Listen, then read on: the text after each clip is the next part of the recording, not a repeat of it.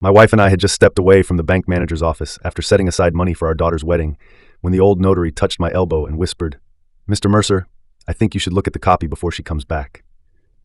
She slid one folded sheet into my hand, then turned away so quickly it almost looked like she had never spoken. I opened it once. Then I read the line at the top again, because my eyes refused to accept what they were seeing. Petition for emergency cognitive evaluation and temporary conservatorship of Daniel Mercer. My full name sat there in cold legal print.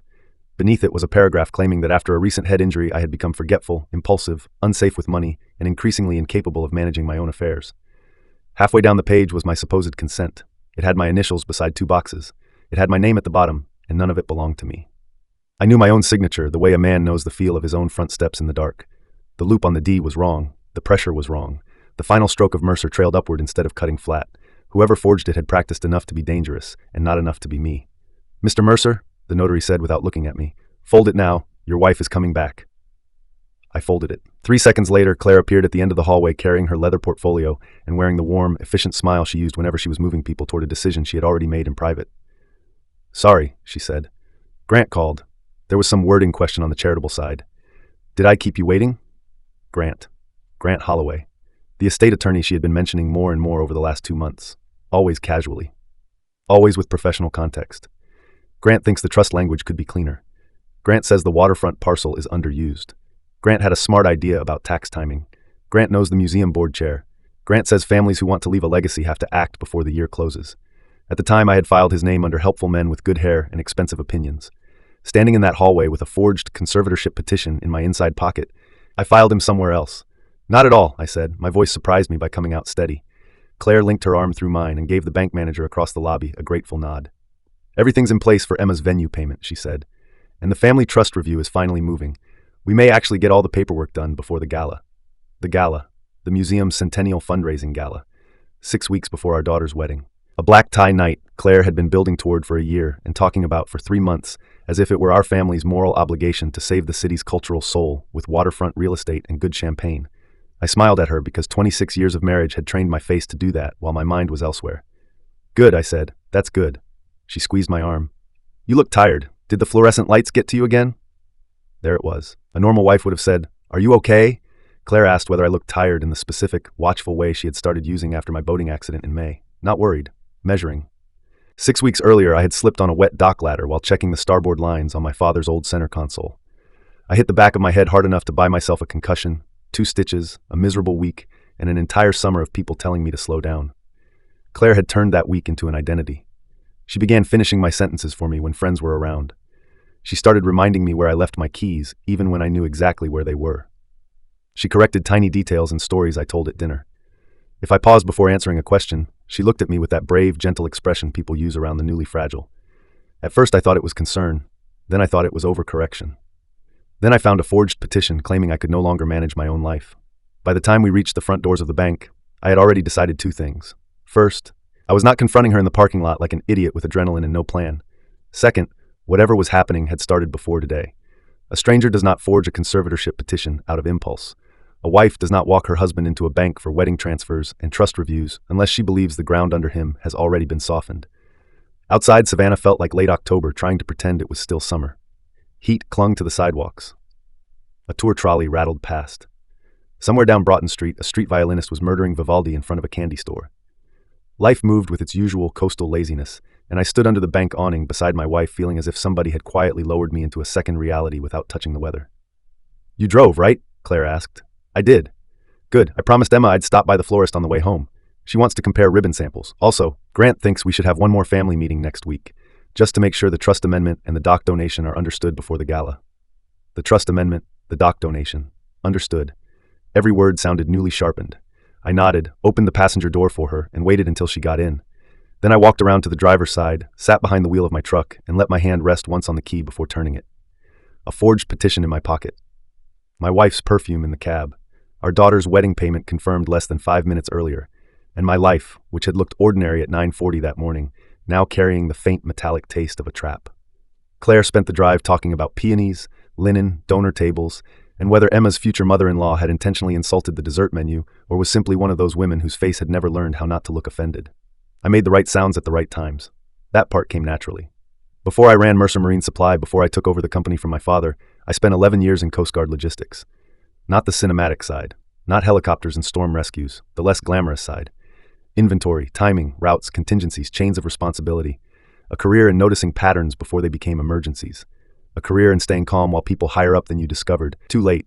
That details matter. That training had never felt especially romantic, but it served me beautifully that afternoon. Because by the time we pulled into the florist's lot, my panic had already hardened into process. Observe, confirm, document, protect assets, control timing, strike once. Claire touched my hand before getting out. You sure you're okay? There was concern on her face, real enough to fool a stranger, maybe practiced enough to fool a husband for years.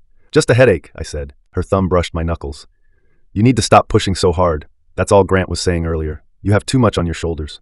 Grant again, always soothing, always advisory, always somewhere just outside the room where my life was apparently being redrawn. I looked at her and smiled, because that was what the man she thought she was handling would do.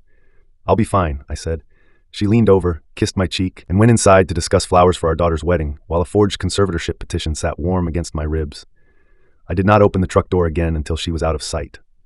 Then I took the folded page back out and read every line slowly. The petitioner listed was Claire Mercer, spouse. Counsel of record, Holloway and Pierce Estate Law. Consulting physician recommendation attached, Dr. Simon Vale, neurological medicine. Temporary relief requested. Immediate review of financial authority, family trust supervision, limitation of unilateral business decisions, and emergency safeguarding of significant marital and inherited assets.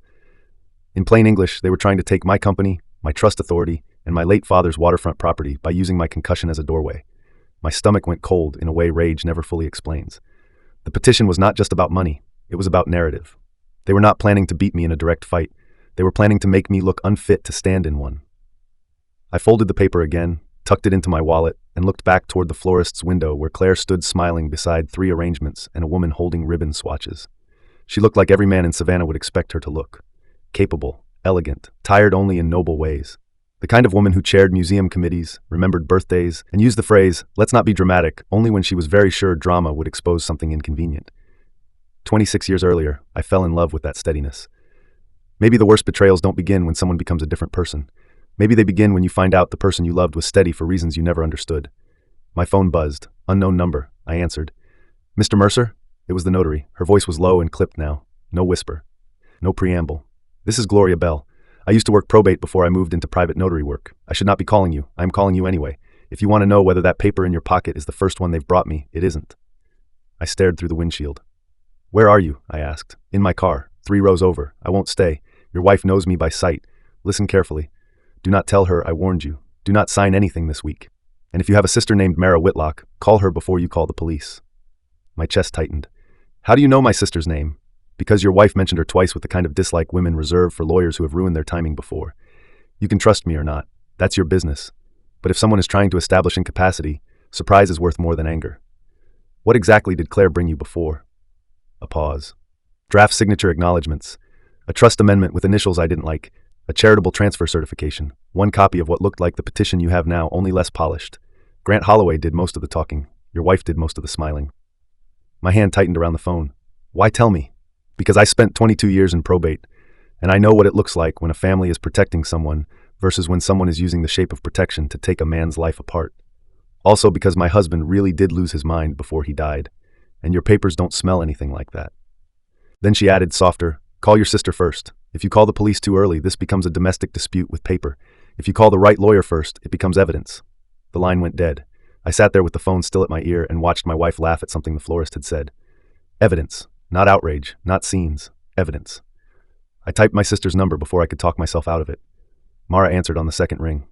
If this is about centerpieces, Daniel, I love Emma, but I truly do not care. I almost laughed. It came out as something thinner. It's not centerpieces, I said. I need you, today. Mara went quiet in the immediate, dangerous way only good litigators and very good surgeons know how to do. What's happened? I looked toward the florist window and kept my voice level. I think Claire and her attorney are trying to have me declared incompetent. I think they've forged my signature. I think it started before today. Another second of silence. Then my sister said, go home, act normal, photograph everything the second you're alone, don't drink anything she hands you, and don't you dare confront her without me. I'm not going to. You say that like I didn't grow up with you. Home in 40 minutes. Lock your office. She hung up. Claire returned to the truck carrying ribbon books and 3 printed invoices and talking about Dusty Rose like it was a matter of state. I drove us home under a lowering sky and let her tell me about flowers while my mind quietly began counting every place in our house where paper could hide. That evening she made my favorite bourbon-glazed salmon because, in her words, I had looked pale after the bank. I watched her pour my drink in the kitchen and almost missed it. Not because she did something theatrical, because she did something tiny. Her left hand stayed on the counter to block my sightline while her right hand moved too carefully over my glass. A tap, a stir, then the smile when she turned. "You need to relax," she said. For 6 weeks, I'd been telling myself the grogginess in my mornings was leftover concussion nonsense. Stress, age, poor sleep, too much coffee, not enough water. For 6 weeks, Claire had suggested exactly the same possibilities whenever I mentioned the headaches or the slow fog I sometimes woke up under. I took the glass from her. I lifted it. I smiled. And when she turned to get plates from the warming drawer, I tipped the bourbon into the basil pot by the back door. That was the first solid thing I did for myself. After dinner, Claire went upstairs to call Emma about seating cards. I took photographs, the petition, the forged initials, the date stamp, the bank review packet she had left half hidden in her portfolio, a donor prospect folder with the museum gala embossed in silver, a draft agenda for next week's family trust meeting, and then in the back compartment of her portfolio, something better. A cream paper folder labeled Mercer Family Legacy Transition. Inside were summary pages, trust amendment, waterfront donation framework, temporary financial cosign authority, independent business review in event of medical uncertainty. My medical uncertainty. Their phrasing was elegant enough to win awards from cowards. Nothing said take Daniel's life. Everything said stabilize Daniel's life for his own good. The kind of language that turns theft into stewardship as long as everyone in the room enjoys the same wine. The front door opened at 7:39. Mara did not bother with pleasantries. My sister was 61, 6 years older than me, and had spent 30 years in litigation, turning polished people into panicked ones through the ancient art of detail. She still wore her courtroom clothes like armor even when she came to family emergencies. Navy pantsuit, reading glasses in one hand, expression already sharpened. "Where is she?" she asked. "Upstairs. Emma, call." "Good, show me everything." We spread it across my office desk, the petition first, then the folder, then my photographs. Mara read the first page, then the second, then went back to the top and read the physician's name again. "Simon Vale," she said. "I know that name. Concierge neurology. Testifies in capacity disputes for rich families who pretend they're worried about father while fighting over real estate. That's comforting. It isn't meant to be." She laid the papers flat with surgical care. "The good news is this isn't filed yet. The clerk's stamp is intake review, not docketed action. That means they're still positioning. The bad news is they are positioning with confidence, which means they think they have enough around you to make the story believable." I leaned back in my chair. "What kind of enough?" She looked at me over her glasses. "Have you forgotten meetings recently? A couple of names, twice, maybe 3 times. Have you seemed tired around board members? Probably. Have you signed anything in the last month while foggy or half distracted? That one landed. There had been papers, a venue release, a museum donor acknowledgement, insurance renewal pages. At least 2 evenings where Claire laid things in front of me after dinner and said, "Just initial here, I'll finish the boring parts." "Some," I admitted. Mara nodded once. "Then here's what they're building. Not a lunacy case. Nobody does that anymore unless they're stupid. They're building diminished reliability, temporary incapacity, concerned wife, helpful doctor, responsible attorney, a transition package to protect legacy assets while Daniel recovers from a head injury and stops making inconsistent decisions. Civil, compassionate, lethal. And the forgery? Useful if they need speed, less useful if we catch them first, more useful if we panic." She set down the trust summary and fixed me with the same look she used on opposing counsel right before they made mistakes. "Listen carefully. From this moment on, you eat and drink nothing in this house unless you open it yourself or I watch her make it. You smile. You act tired if she wants tired. You do not accuse. You do not grandstand. We hire a private investigator tonight and a forensic document examiner tomorrow. We lock down your business authority first thing in the morning.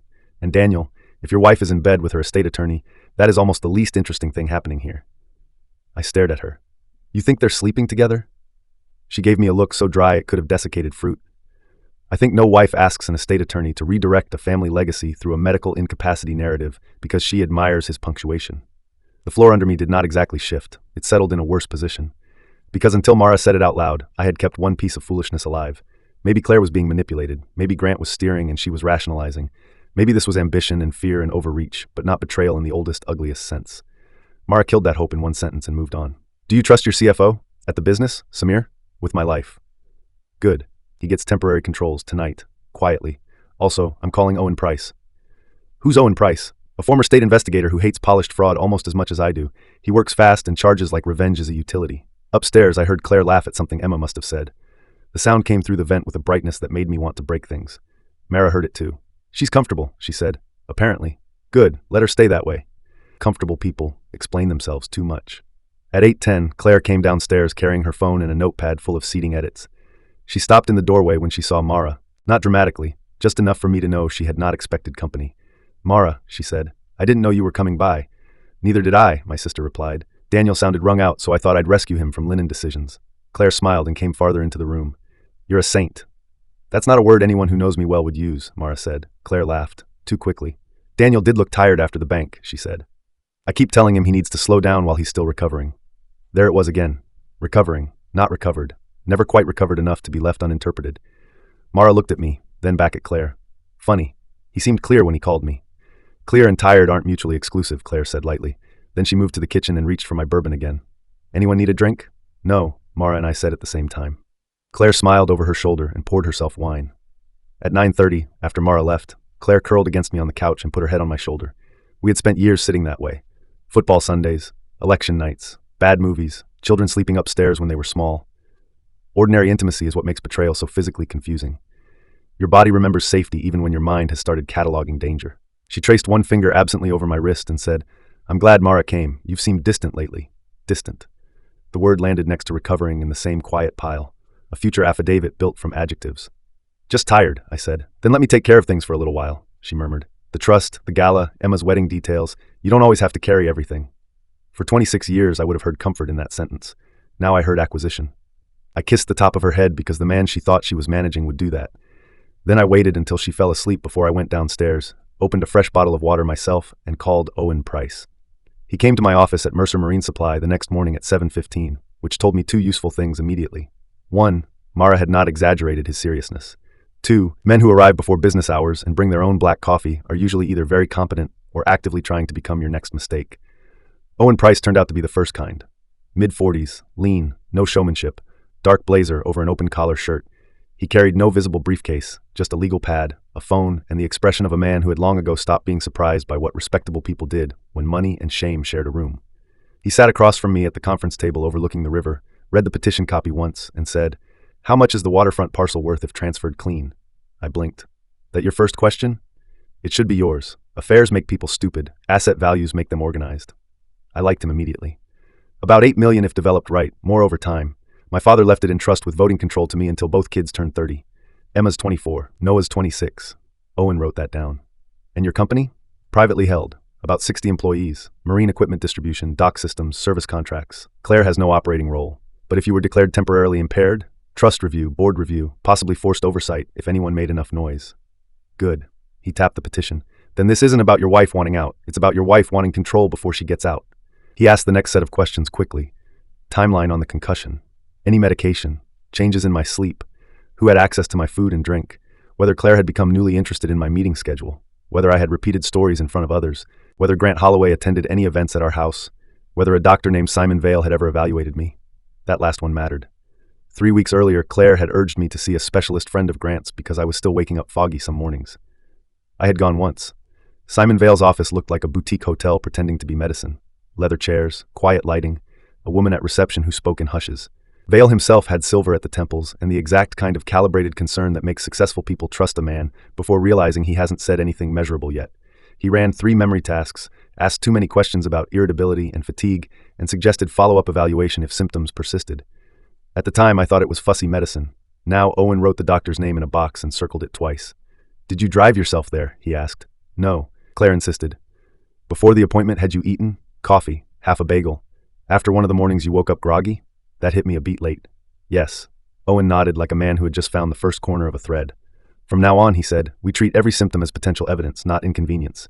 You get toxicology today, hair, blood, whatever the lab can use. Quietly. You log everything you ingest. You change nothing outwardly with your wife. And you give me 48 hours before you expect clarity, because the people who build these schemes count on spouses wanting emotional answers faster than evidence can produce them." "You think Claire and Grant are sleeping together?" He looked at me for a second. "I think if they aren't, they're making each other rich enough that the distinction won't comfort you." By 10:30, Samir, my CFO, had locked down dual authorization on transfers above $25,000 under the pretext of end-of-year audit discipline. He asked no questions beyond, "Am I worried about theft or panic?" "Both," I said. "Good," he replied. "Those require different passwords." At noon, Mara sent me the name of a forensic document examiner and a one-line message. "Judge Helena Sloan is on emergency motions next week. If they file first, we still may beat them. But I'd prefer we don't let them file first. At 1:15, I gave blood under my own name at a private lab across town and told the physician's assistant I wanted a broad toxicology screen because a litigation attorney had advised me to stop trusting the romance of coincidence. At 2:20, Claire texted, "Grant can do Thursday for family meeting. Simon available for follow-up next Tuesday if you're still waking foggy. Love you. Love you." 3 words attached to a man and a doctor building paperwork around my supposed decline. I answered with exactly what she expected. "Thursday works. Love you too." That night she made tea after dinner and brought it to me in my office with the kind of tender patience that makes strangers envy a marriage. I thanked her. I waited until she went upstairs. Then I poured the tea into a mason jar, sealed it, labeled the date and time, and locked it in the mini fridge behind a stack of maintenance manuals in the workshop. At 7 the next morning, Owen called. "Your wife met Grant Holloway at the Perry Lane Hotel yesterday at 4:12. Private elevator up. Out at 6:01. No museum staff, no legal files visible, her hand on his back twice in the lobby." I closed my office door before answering. "Anything else?" "Yes, he kissed her in the garage before she got into her car." That should have been the headline. It wasn't. Owen's voice stayed flat. After that, Grant drove to a building on Jones Street used by Vale Neurology for satellite appointments. Simon Vale arrived 12 minutes later. They were inside together for 37 minutes. The room sharpened around me. Affair plus doctor plus forged incapacity petition. Not chaos, coordination. I leaned against the desk and looked through the glass wall at the river cranes beyond our loading dock. "What do you need from me?" I asked. "Time and an answer. If this gets uglier than divorce, are you willing to let it get ugly?" I thought about Emma choosing ribbons with her mother. Noah in Chicago sketching apartment towers for a firm that had just offered him a full-time contract. The museum gala invitations already sent. Claire's handwriting on our grocery list, my father's land, the forged petition, the tea in the jar, the bourbon in the basil pot. "Yes," I said, "as ugly as it really is." "Good. People who scheme around capacity often count on decency to slow retaliation. Don't let your decency become their timing advantage." When I got home that evening, Emma was at the house with linen swatches spread across the dining table and her shoes kicked off under one chair, the same way she had kicked them off after school when she was 15. My daughter looked up, smiled, and crossed the room to hug me. "You look exhausted," she said. Everybody had an opinion now. "Busy week," I replied. Emma pulled back and frowned. "Mom says you're still waking foggy? Are you actually okay?" There it was. Narrative transfer. Claire did not need to tell the whole lie at once. She only had to seed it. A little concern here. A little medical language there. Enough that if things escalated later, nobody would say this came out of nowhere. I smiled at Emma and touched her cheek. "I'm okay. Tell me about the flowers." Claire came in from the kitchen with a tray of sparkling water and little crab cakes and moved through the room like the center of every practical universe. "Your father refuses to slow down," she said fondly. "Thursday we're finally making him sit still for the trust meeting." Emma groaned. "Do we have to talk trust stuff this week? I swear every time Grant comes over I lose 6 IQ points listening to adults discuss legacy structures." "Grant comes over." I made a note of the phrasing without changing expression. Claire smiled too brightly. "One more meeting and we're done. Then I promise it's all wedding from here on out." Emma looked at me. "You okay with that?" I saw Claire watching my face from the edge of my vision. "Sure," I said. "One more meeting." That night after Emma left and Claire went upstairs to shower, I checked the inside pocket of her museum tote. No folder this time, only her planner. I opened it anyway. Thursday, 6 p.m. Mercer House. Grant, Daniel, sign if stable, sign if stable. I stood there in the dark mudroom holding my wife's planner and understood at last the exact shape of what they thought they owned. Not just my money, not just my name, my performance. My ability to appear calm, coherent, manageable enough to sign when prompted, unstable enough to be supervised when useful. Sign if stable. The phrase stayed in my head long after I slid the planner back where I'd found it. On Wednesday afternoon, the toxicology came back. Zolpidem metabolites, low-dose benzodiazepine trace. Not enough to floor a grown man. Enough to cloud mornings. Enough to flatten the edge off reaction time. Enough to make a slightly older husband with a recent concussion look just a little more unreliable than he had any right to. I read the report twice in the parking lot outside the lab and felt something colder than anger move into place. Not rage, permission. Because up until then, some corner of me had still been bargaining. Maybe Claire was panicked. Maybe Grant was opportunistic. Maybe Simon Vale was just loose with ethics. But a wife drugging her husband's drinks to support a capacity narrative is not panic. It is architecture. I forwarded the report to Mara and Owen. Mara called first. "Well," she said, "there's our emergency motion if we want one. Also attempted incapacitation by chemical assistance, which is not a phrase judges enjoy." "What do? We let them keep believing tomorrow is theirs." "And Daniel?" "Yeah. From this point on, if Claire says she loves you, here it is scheduling, you'll think more clearly." That night, I slept in the guest room under the excuse of a headache and locked the door. At 3 a.m, I woke to soft steps in the hallway outside. Not heavy enough for panic, not random enough for sleepwalking. The handle turned once, gently, then stopped. I lay there in the dark and stared at the ceiling while my wife stood outside the locked door, silent. After maybe 10 seconds, I heard her footsteps move away. In the morning, she kissed my cheek at breakfast and asked whether I wanted toast. I said yes. I made my own, Thursday arrived with the kind of polished southern sunlight that makes old houses look honest from the outside. By noon, my home on Isle of Hope had become 3 separate stages at once. To Claire, it was the setting for a final family trust conversation before the museum gala cycle swallowed November whole. To Mara, it was a future exhibit in a hearing if we played the timing correctly.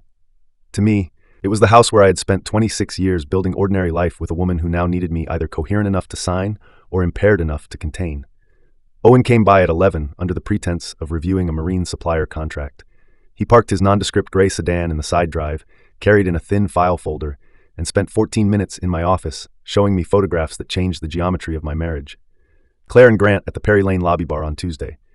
Claire and Grant outside Vale Neurology last Friday. Grant leaving our museum donor reception 3 weeks earlier with his hand low against Claire's back.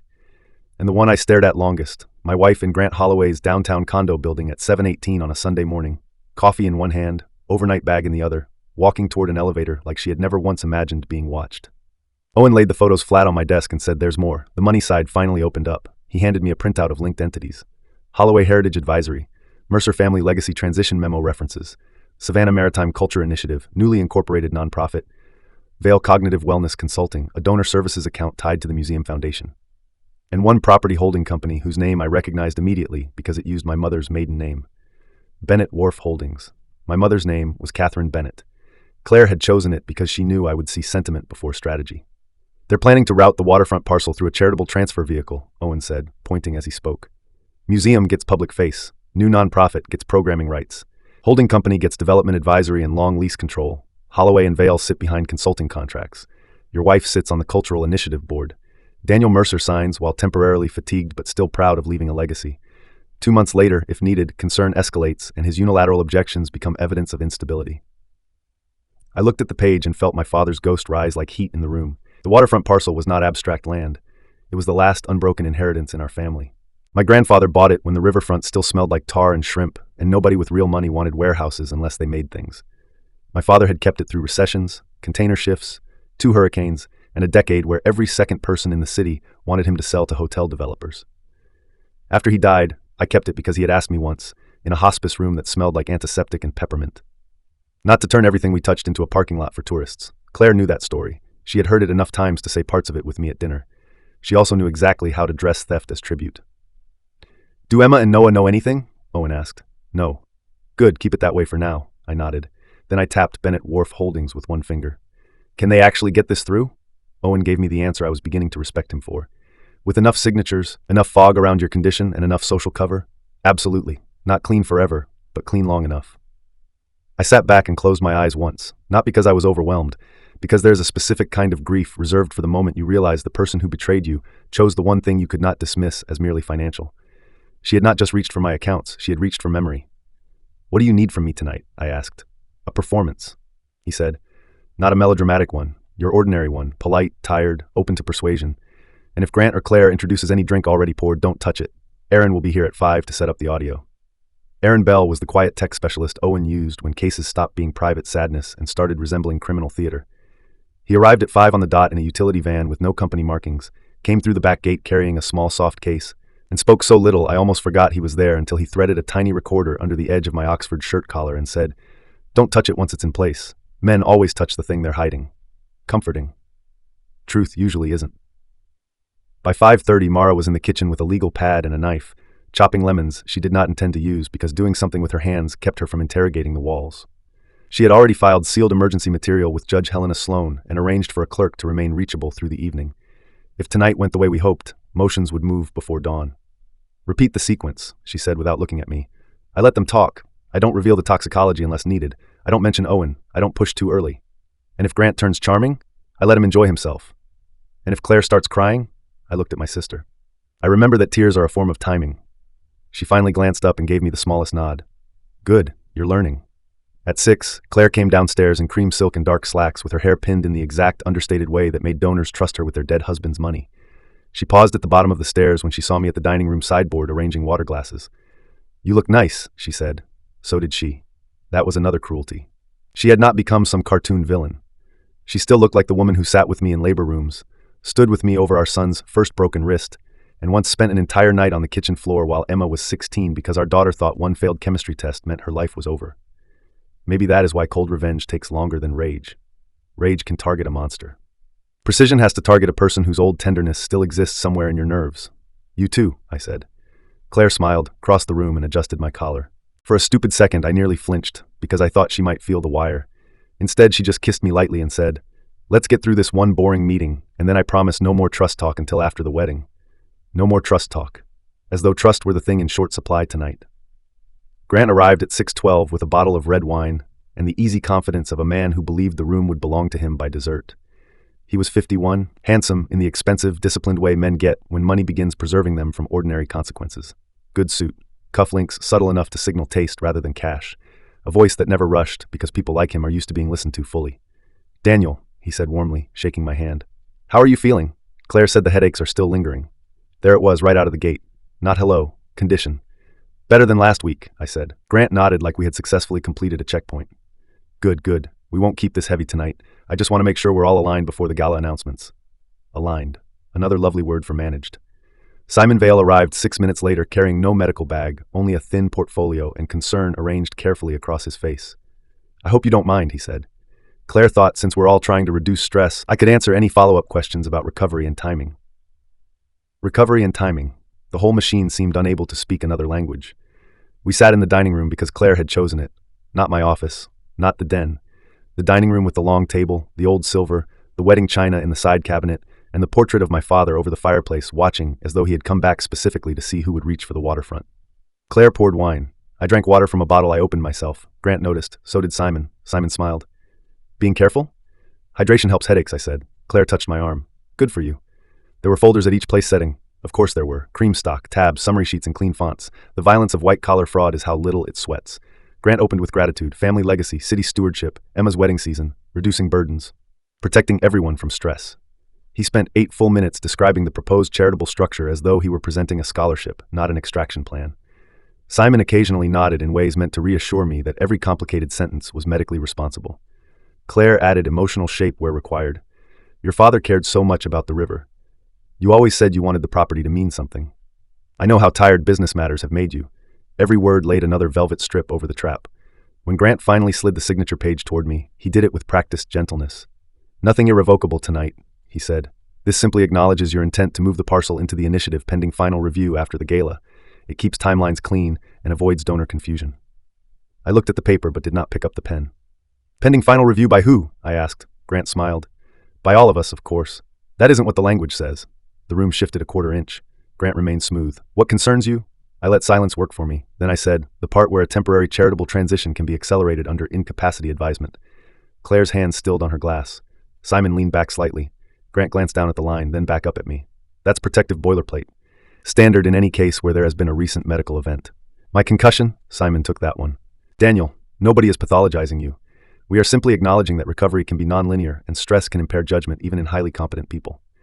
There it was. I looked at him directly. "You barely know me." He gave me the calm, sad smile of a man who had monetized not being argued with. "I've evaluated enough cases to know patterns when I see them." "And what pattern do you see?" Claire answered before he could. "You pushing too hard and pretending you're fine because you hate feeling vulnerable. That might even have been true once. The power of long marriages is that people learn your real weaknesses and can one day use them in perfectly accurate sentences." I leaned back in my chair and let my fingers rest near the unsigned page. "Then let's stop pretending," I said. Nobody moved. Grant gave a small diplomatic smile. "I'm not sure what you mean." "I think you are." Claire's voice softened. "Daniel, if this is because you felt pressured at the bank is a good place to start," I said. Her face changed. "Not much, just enough." Grant stepped in smoothly. "If there was some confusion with draft materials, I can clarify." "The confusion is gone," I said. Then I took the folded petition copy from my jacket and laid it on the table between the salad plates and the candles Claire had lit to make treachery look domestic. Nobody touched it. Nobody needed to. They all recognized it immediately. Claire's eyes dropped first. Grant recovered quickest. "That was not meant for presentation." There it was, not forged, not absurd, not what is this, only not meant for presentation. "But it was meant for me," I said. Simon said nothing. Claire reached for the paper with steady fingers and folded it once as though tidiness could still control the moment. "Daniel," she said quietly, "I wanted to talk to you about that when the timing was right." I almost admired the reflex. "Talk to you about having you declared incompetent when the timing was right." "When was that?" I asked. "Before or after I signed away my father's land?" Grant set his palms lightly on the table. "Let's lower the temperature." "No," I said. "Let's raise the honesty." The room went still in a new way then, not social discomfort, risk. This was the point where every one of them had to decide which version of me sat at the head of the table. The injured husband with headaches, or the man they had failed to soften enough. Claire's voice dropped into the intimate register she used when she wanted something to sound shared. "We were trying to protect you," I laughed once. It sounded ugly in that room. "With forged signatures?" "With contingency planning," Grant said. "You have been inconsistent, Daniel." There it was, first stone laid. I looked at him. Define inconsistent. He probably expected emotion. What he got was process. A missed lunch with donors, forgetting a board packet, repeating yourself at the Port Mercer dinner, leaving a contract unsigned for 6 days, showing up at Vale's office already foggy. These things matter when large family assets and public commitments intersect. He had a list. Of course he had a list. I folded my hands in front of me. And that list justified this. I tapped the petition. Temporary conservatorship, business review, trust supervision. Simon finally spoke. It justified concern. Concern that required my forged initials? No one answered. Claire turned her body toward me fully then, eyes bright, voice carefully strained. "You think this was easy for me? Watching you drift and not know whether saying something would humiliate you? Watching you insist you were fine when you weren't?" There was enough truth in the sentence to make it dangerous. I had been drifting because she had been drugging me. A lie with enough truth built into it becomes hard to kill cleanly. I let her speak. "Do you know how many times this summer I had to cover for you?" she went on. "At the museum brunch, at Emma's venue appointment, with Noah on the phone when you forgot his flight date, at the memorial doc meeting when you told the same story twice and everyone pretended not to notice." I looked at her and felt something hard settle behind my ribs. "You mean the mornings after you poured my drinks?" That landed. Grant's eyes shifted. Simon stilled. Claire frowned very slightly. "What is that supposed to mean?" I took the toxicology report from my folder and laid it beside the petition. "It means I stopped trusting coincidence yesterday." This time, Simon moved first. Not much, a subtle shift of the shoulders, but enough. Claire did not reach for the report. Grant did. He skimmed it once and set it down too casually. "This proves very little. Prescriptions overlap in households all the time. Interesting choice of defense." I said, "I didn't ask for one yet." His jaw tightened almost invisibly. Mara had been right. Comfortable people explain themselves too much. Claire stood up. "Daniel, this is insane. No, this is timed." I remained seated. That mattered. If I rose, the scene became emotional. If I stayed seated, the scene stayed evidentiary. "Sit down," I said. She looked at me like she had forgotten for one dangerous second that I still knew how to give orders. Then she sat. I turned to Simon. "How many competency opinions have you written after social contact rather than medical necessity?" He drew a slow breath. "I am not here to be interrogated." "Then why are you here?" "Because this isn't dinner." He glanced at Grant, which was answer enough. I turned back to the attorney. "How long have you and my wife been sleeping together?" Claire's breath caught. Grant said smoothly but too fast, "Personal attacks are not going to help." "How long?" This time I asked Claire.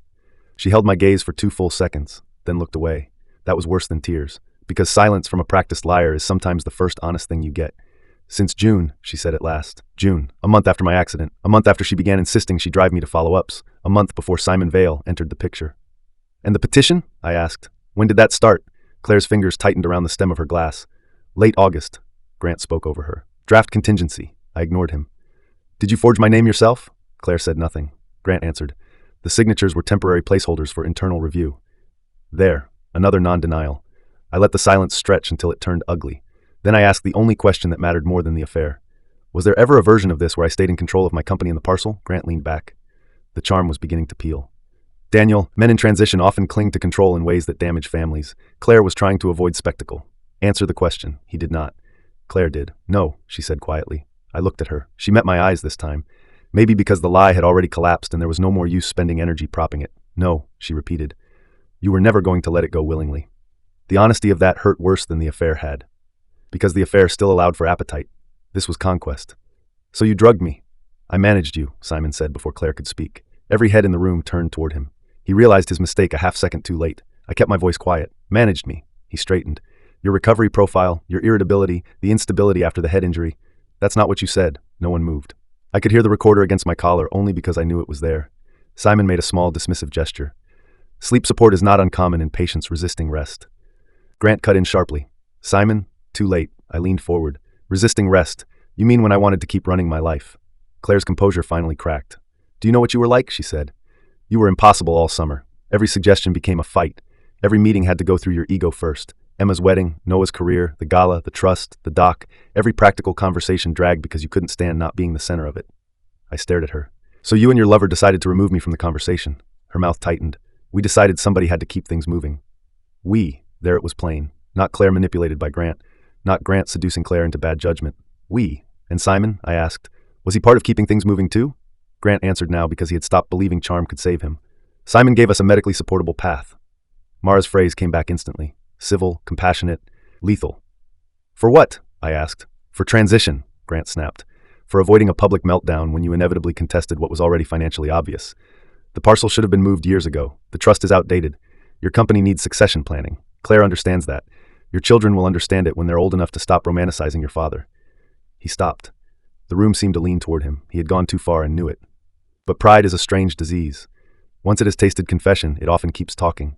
You were the obstacle, he said more quietly. Not because you were evil, because you were sentimental and exhausted and increasingly unreliable. I felt something in me go perfectly still. Obstacle. Not husband, not father, not partner. Obstacle. I looked at Claire. Is that how you saw me? Her eyes shone now, but there was anger under the shine. I saw a man who was never going to choose the future over his own mythology. The future meaning you, Grant, and a non-profit shell wearing my mother's maiden name. That one landed harder than I expected. Grant's head came up. Claire blinked. You went through our files, she said. You mean my files, my house, my trust, my land, my children's inheritance. Then I asked the question that had been waiting since the bank. How were you going to explain this to Emma and Noah once I stopped signing? Claire exhaled and looked at the table. Emma would have accepted a medical explanation if she believed it came from a doctor. Noah lives in Chicago and only sees what we let him see. We weren't trying to destroy your relationship with them. Weren't trying. Such careful mercy, Grant said. The goal was always family stability. I laughed again. No, the goal was compliance. Stability is the word you use to charge money for it. No one answered, which meant I was right. I let them sit in it. Then I said, there's one thing you both miscalculated. Claire looked up. What's that? I stood. All three of them stiffened. Not because I raised my voice, because until that moment, they still thought the room's next move belonged to them. You thought this dinner was private, I said. Grant's face changed first, then Simon's. Claire stood so quickly her chair scraped the floor. What did you do? I touched the edge of my collar once, deliberately now, because at that point concealment had served its purpose. Grant swore under his breath. Simon went white. Claire stared at me like she had never seen my face arranged that way before. Then she moved toward me, fury finally stripping the polish off her voice. You would humiliate this family like that? No, I said. You already did. I just documented it. Then I stepped back from the table and opened the dining room door. Mara came in first, Owen behind her. And behind them, not uniformed police, but Detective Lena Morales from State Fraud, who had spent the last hour in my den, listening through a live feed, while paperwork moved downtown faster than Claire or Grant could imagine. Grant actually looked relieved for a fraction of a second when he saw no patrol officers. That told me he still believed this could become negotiation. Morales ended that illusion immediately.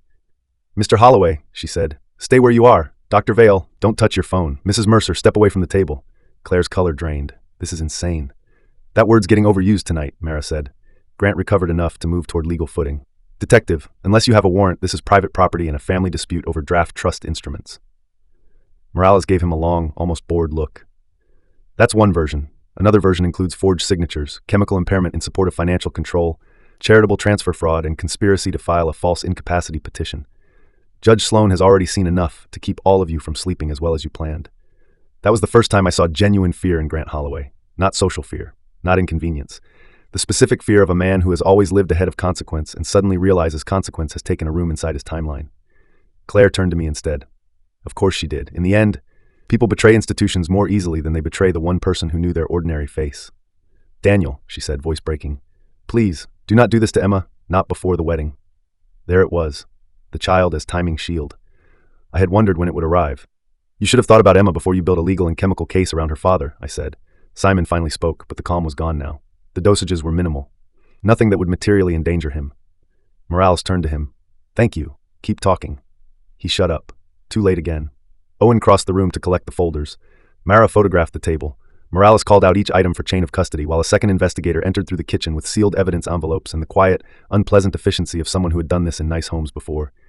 Claire started crying. Real tears this time, I think. But tears are not truth. Sometimes they are just what happens when a schedule dies. Grant tried once more. Daniel, be rational. We can still contain this. Contain. The room almost laughed at him. That's the thing, I said. You mistook rational for controllable. Detective Morales asked Claire to sit back down. She did. The woman who had spent months shaping my decline now looked suddenly small at the end of my dining table under my father's portrait. I should tell you I felt triumph in that moment. I didn't. I felt exhausted.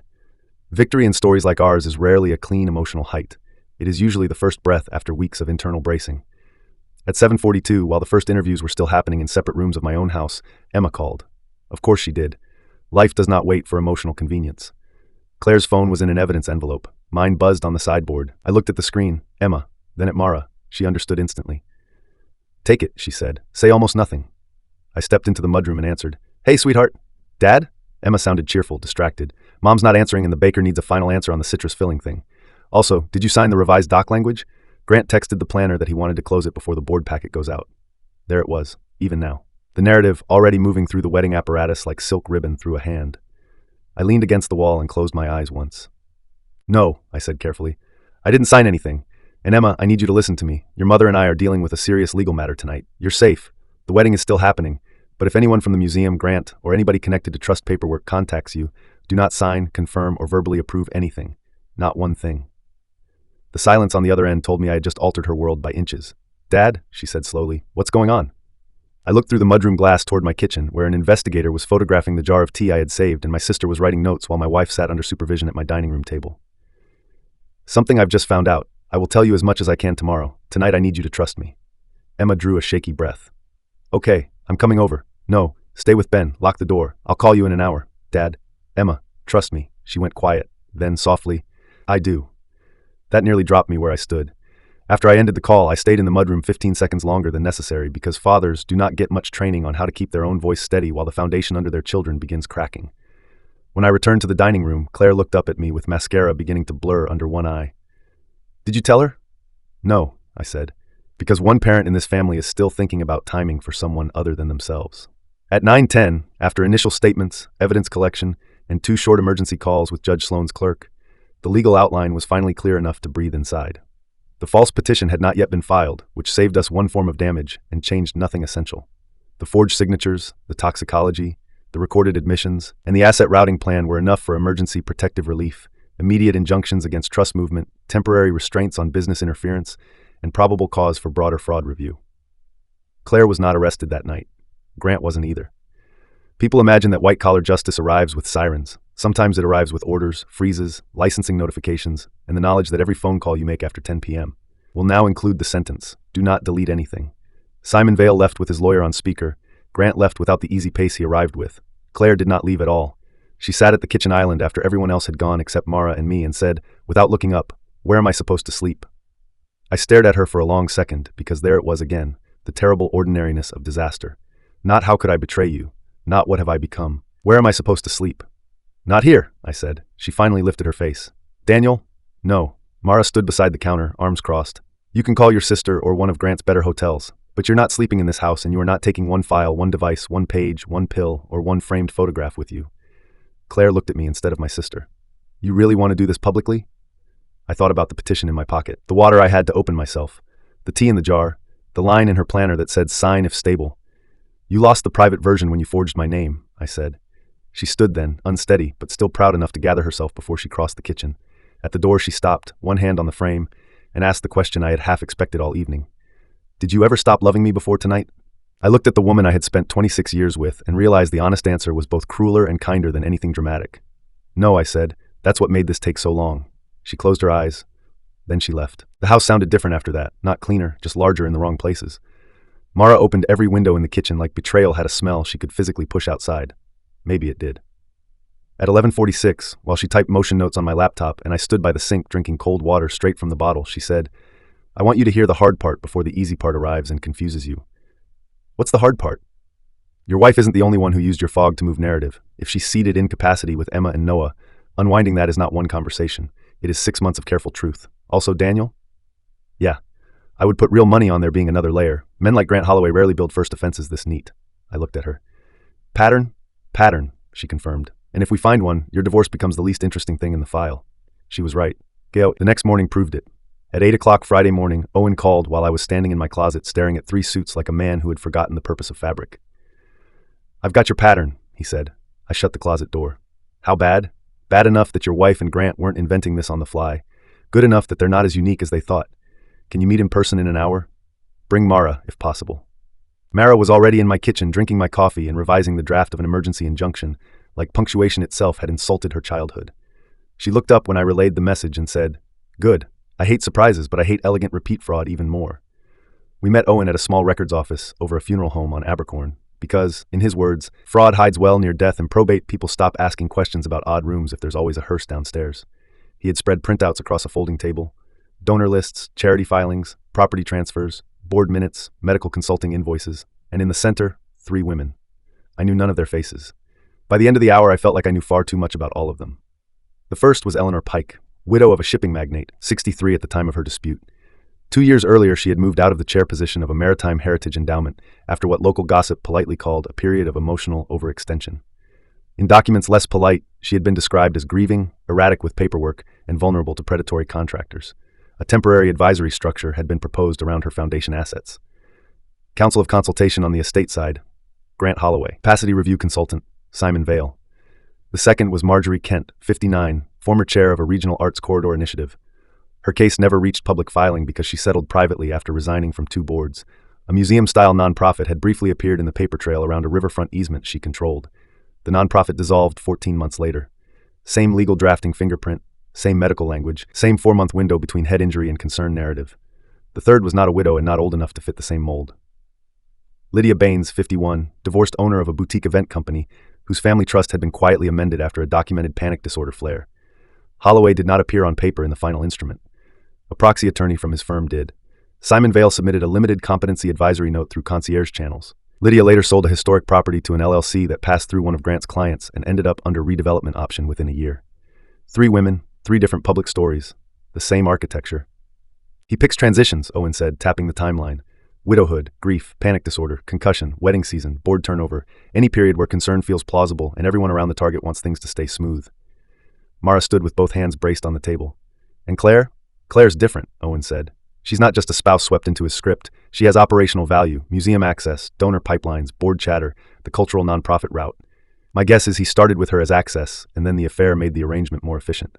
I looked at Eleanor Pike's photograph. She wore pearls and a look that seemed permanently 1 second away from embarrassment, which made me hate Grant Holloway with a fresh, almost adolescent clarity. Can I talk to her? I asked. Owen glanced at Mara. Mara gave a short nod. You should, he said. She fought back late and lost more than money. Sometimes previous victims explain predators more clearly than files do. Eleanor agreed to meet me that afternoon at the back patio of a private tea room near Lafayette Square, the kind of place where old money in Savannah pretends sugar is refinement instead of habit. I arrived early. Of course I did. She arrived exactly on time in a navy dress and low heels, carrying herself with the tidy caution of someone who had once trusted rooms too easily and no longer did. She sat, placed her gloves beside her teacup, and studied me for a moment before speaking. You're taller than Grant usually prefers, she said. I stared at her, then, despite everything, laughed once. That's a hell of an opening. Age makes one impatient with pretense, she said. Also, I liked you immediately and wanted to see if you could tolerate honesty. I could, so she gave me some. Eleanor had met Grant at a museum donor brunch 4 years earlier when Claire first began rising through fundraising circles. Grant made himself useful by explaining tax paths for philanthropic women with waterfront tastes and dead husbands. He was never vulgar, never rushed, never asked directly for authority. He simply appeared wherever legacy and fear touched the same table and waited for someone to say, I just want this handled well. That is his favorite sentence in the world, Eleanor said. Not his own, yours. Once you say you want something handled well, he begins deciding what well means and who gets removed to achieve it. Simon Vale entered her life later. Not as a doctor she sought out, as a reassuring specialist somebody else recommended after she fainted once at a board lunch and cried in a restroom during the first holiday season after her husband died.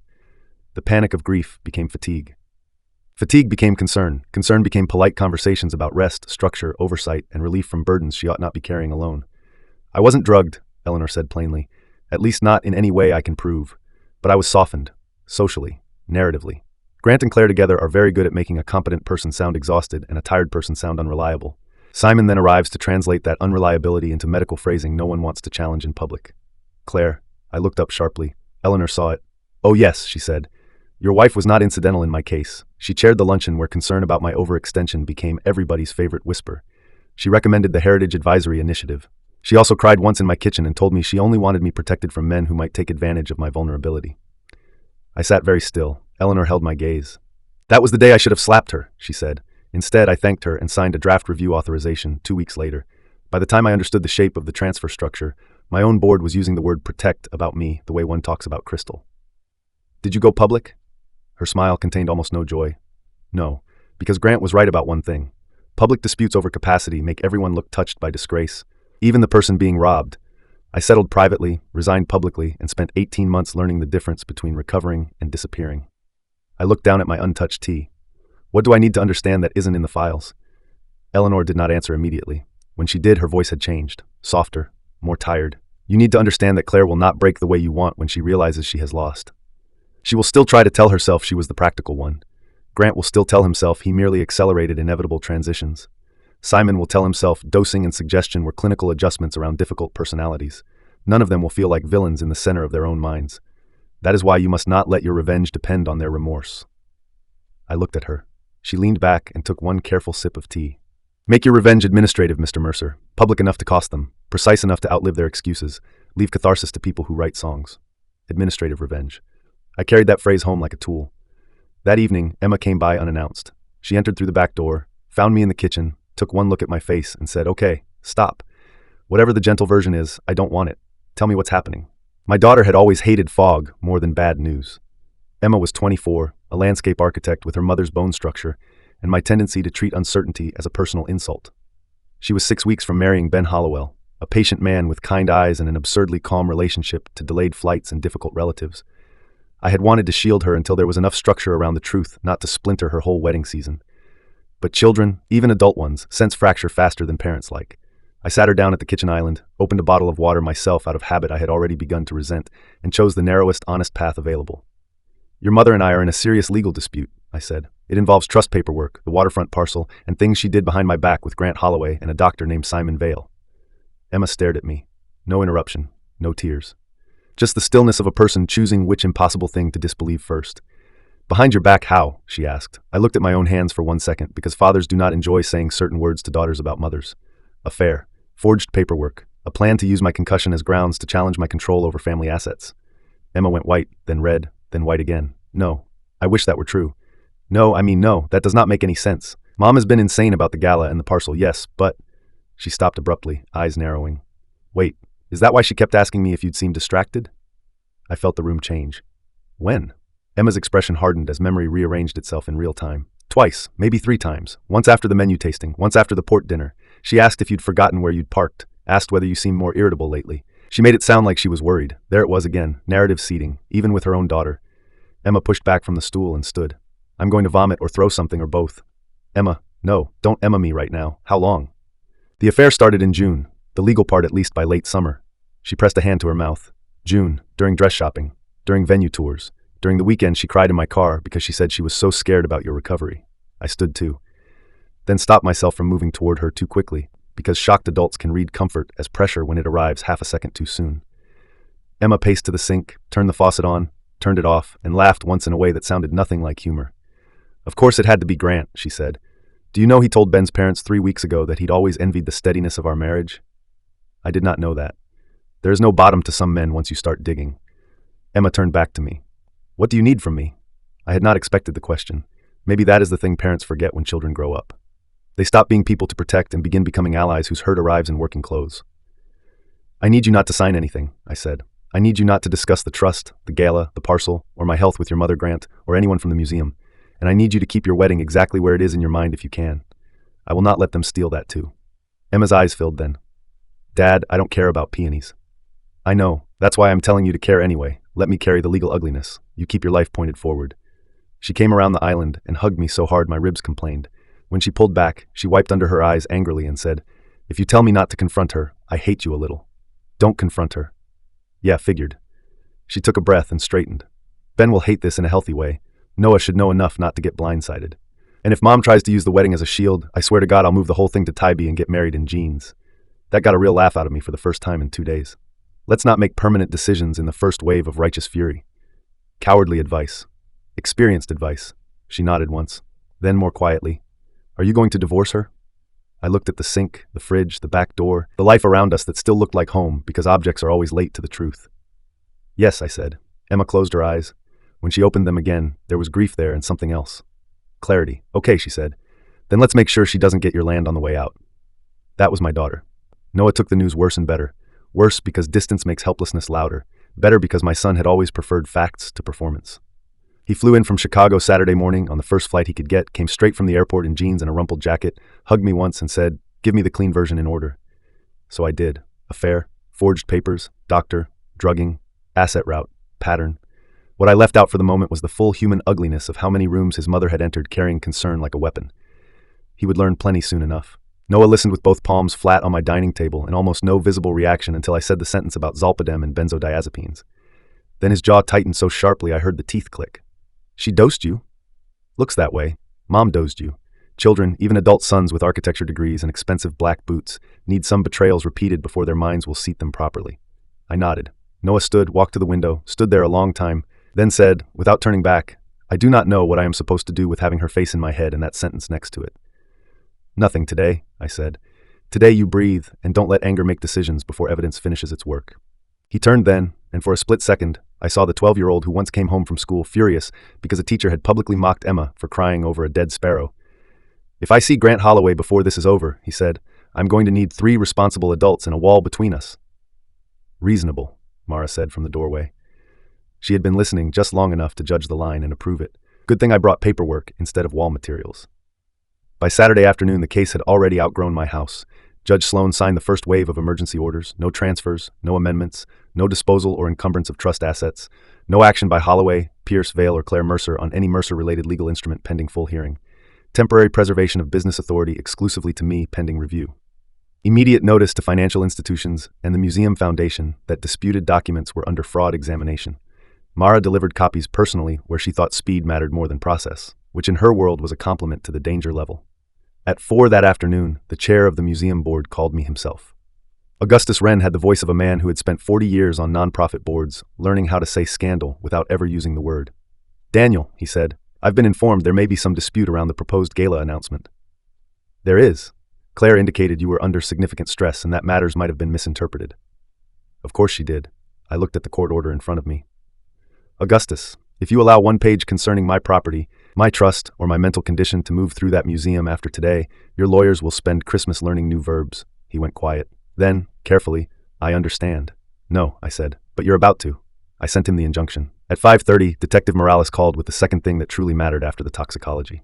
A warrant review on Simon Vail's records had already uncovered off-ledger consulting invoices billed through a private wellness entity and paid indirectly by the cultural initiative shell Claire and Grant had built. There were also notes, not full chart notes, internal summaries. Among them one line that made even Morales, who did not sound easy to shock, pause before reading it aloud. Patient spouse, highly responsive to fatigue narrative. Maintain morning softness before legal observation. Morning softness. I sat in my office and repeated the phrase once after she hung up. Morning softness. That was what the fog in my head had become in their private vocabulary. Not symptoms, not side effects. Morning softness. A state to be maintained. A husband to be rendered slightly pliable before paperwork. That was the moment revenge stopped feeling personal and started feeling civic. Not because I became noble. Because men like Grant Holloway and Simon Vail do not stop at one family when systems reward their vocabulary. Administrative revenge, Eleanor Pike had said, public enough to cost them, precise enough to outlive their excuses. By Sunday I knew exactly where I wanted to hurt them. Not the home, not a courthouse hallway, the museum gala. The place where Claire had planned to transform theft into legacy under crystal chandeliers, while the city's donors applauded the Mercers for thinking beyond themselves. That was where the narrative needed to die. The Mercer Museum Centennial Gala was scheduled for the first Saturday in November at the old Customs Hall on River Street, which made the whole thing feel like divine irony if you were in the mood for it, and insufferable symbolism if you weren't. The hall had once processed manifests, tariffs, and shipments for men who made fortunes by listing exactly what was on a boat and how much it weighed.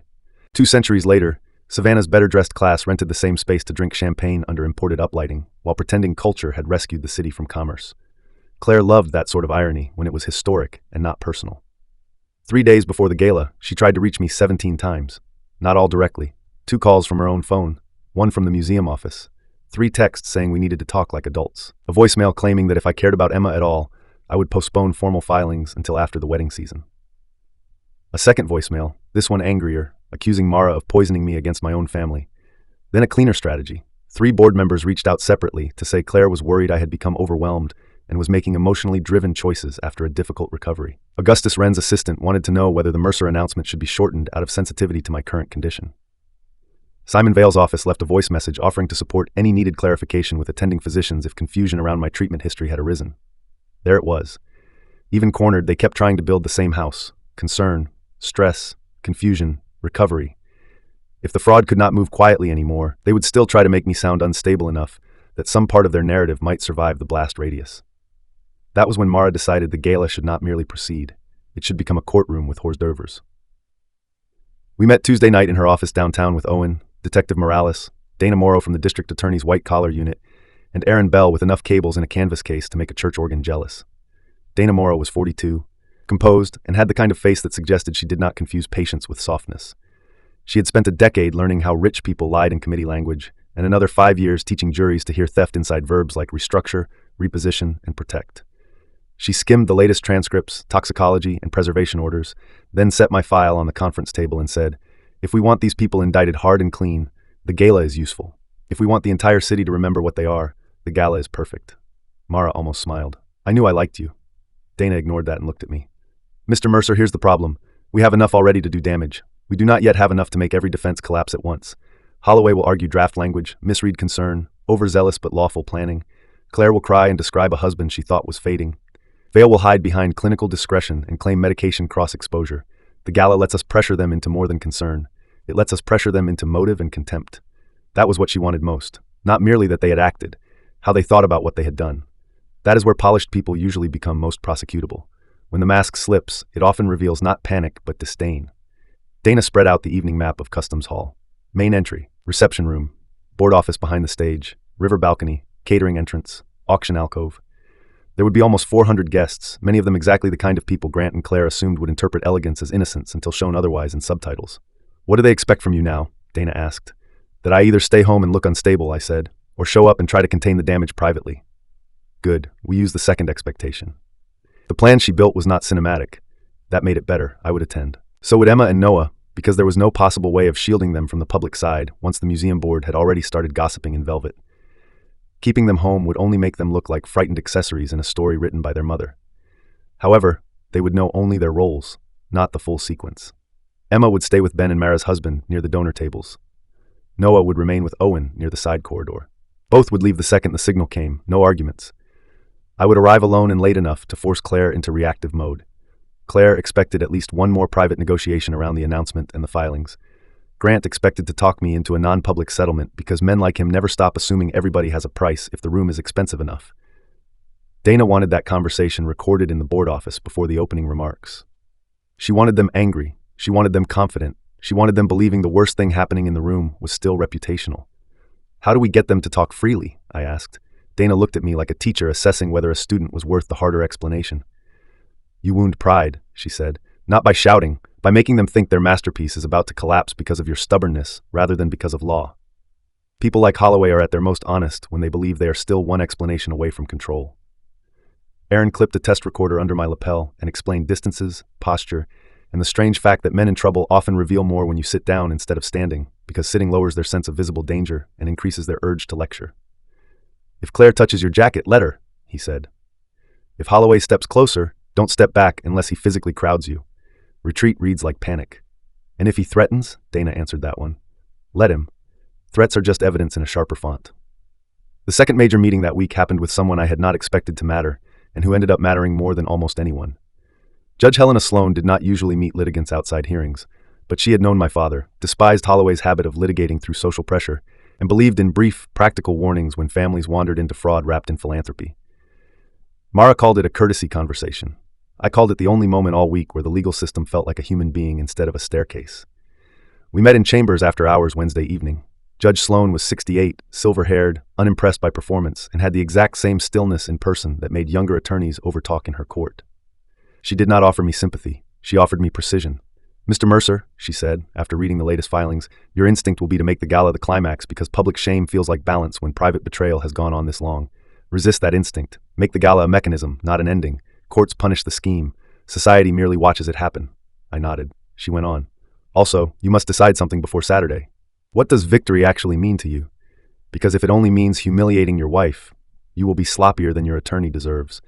If it means preserving your children, your company's governance, and the parcel your father protected, you will make better choices in the room."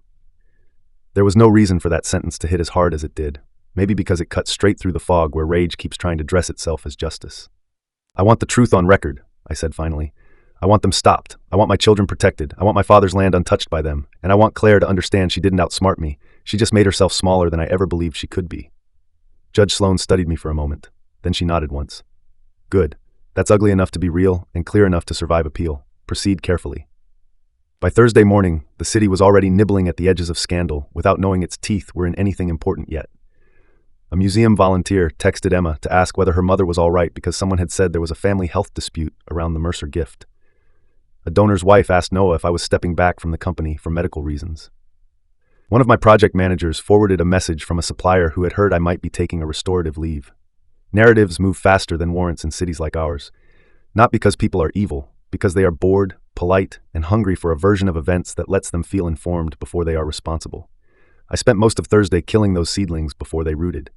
Samir sent a short formal note to all managers. Daniel Mercer remains fully vested in all executive functions. Rumors regarding his capacity or leave status are false and potentially defamatory. Clear, boring, effective. Mara notified the museum's outside counsel that any repetition of medical instability claims after receipt of the emergency orders would be added to the damages story. Even more effective. Eleanor Pike called that afternoon. "I hear your city is beginning to perform concern," she said without greeting. "It is. Then remember this. Once people start using your dignity as a public issue, your best revenge is composure. Never let spectators mistake your pain for confusion. You make revenge sound like table manners. In Savannah, everything destructive eventually does." I laughed. Then she said more softly, "For what it's worth, I wish someone had fought for me the way you're fighting for yourself. The graceful thing is not always the kind thing." After that call, I stood at the dock behind my house and watched tidewater slide under the pilings in the last of the afternoon light. My father taught me to read tide and weather long before he trusted me with contracts. He used to say water never lies about direction. People do, but water does not. If you learn to stand still long enough, the surface will eventually show you what it's serving underneath. I thought about that while looking across the marsh. About direction. About how easy it had been to mistake Claire's practical competence for loyalty, because for most of our marriage, those things had traveled together.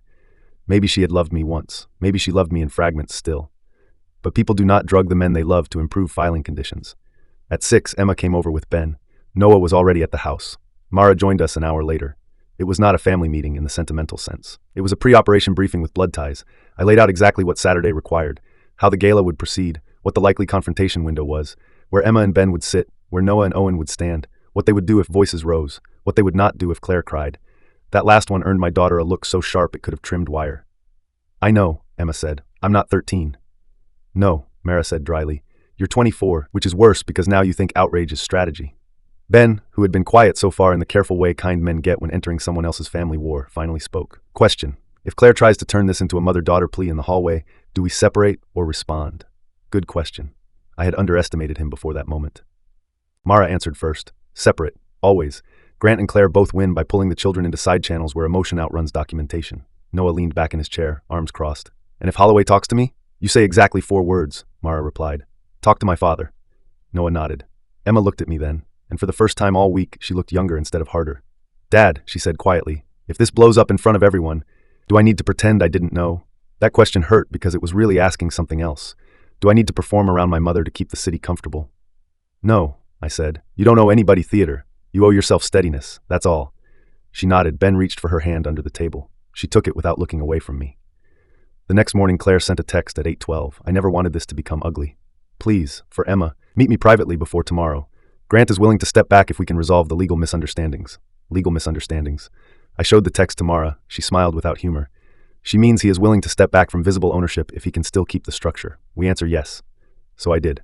"Tomorrow, board office at the hall, 6:45, 15 minutes. Her reply came in under 10 seconds. "Thank you." Like I had agreed to kindness instead of venue selection for an ambush. Saturday arrived cool and clear, with enough wind off the river to sharpen every sound on the bluff. I spent the morning at the shop because work is still one of the few forms of prayer available to men who distrust the more lyrical versions. I signed payroll, reviewed a dockgate inventory issue, corrected a purchase order, let routine move through my hands until noon. At 12:30 I went home, shaved slowly, showered, put on my black tuxedo, and stood in my bedroom looking at my reflection while tying a bow tie my wife had bought me 3 Christmases earlier. That part almost undid me, not because of sentimentality, because objects lag. Clothes do not know betrayal. The tie had no opinion. The mirror had no memory. The room still held framed photographs and the old quilt from our 10th anniversary trip to Maine. Ordinary life does not rush to vacate when truth enters. It has to be pushed out item by item.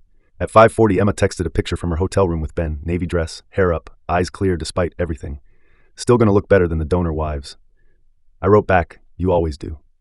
Noah texted next, already at hall with Owen. "If I end up on local news for punching anyone, please note I tried to respect process." I sent, "Please do not make process test you."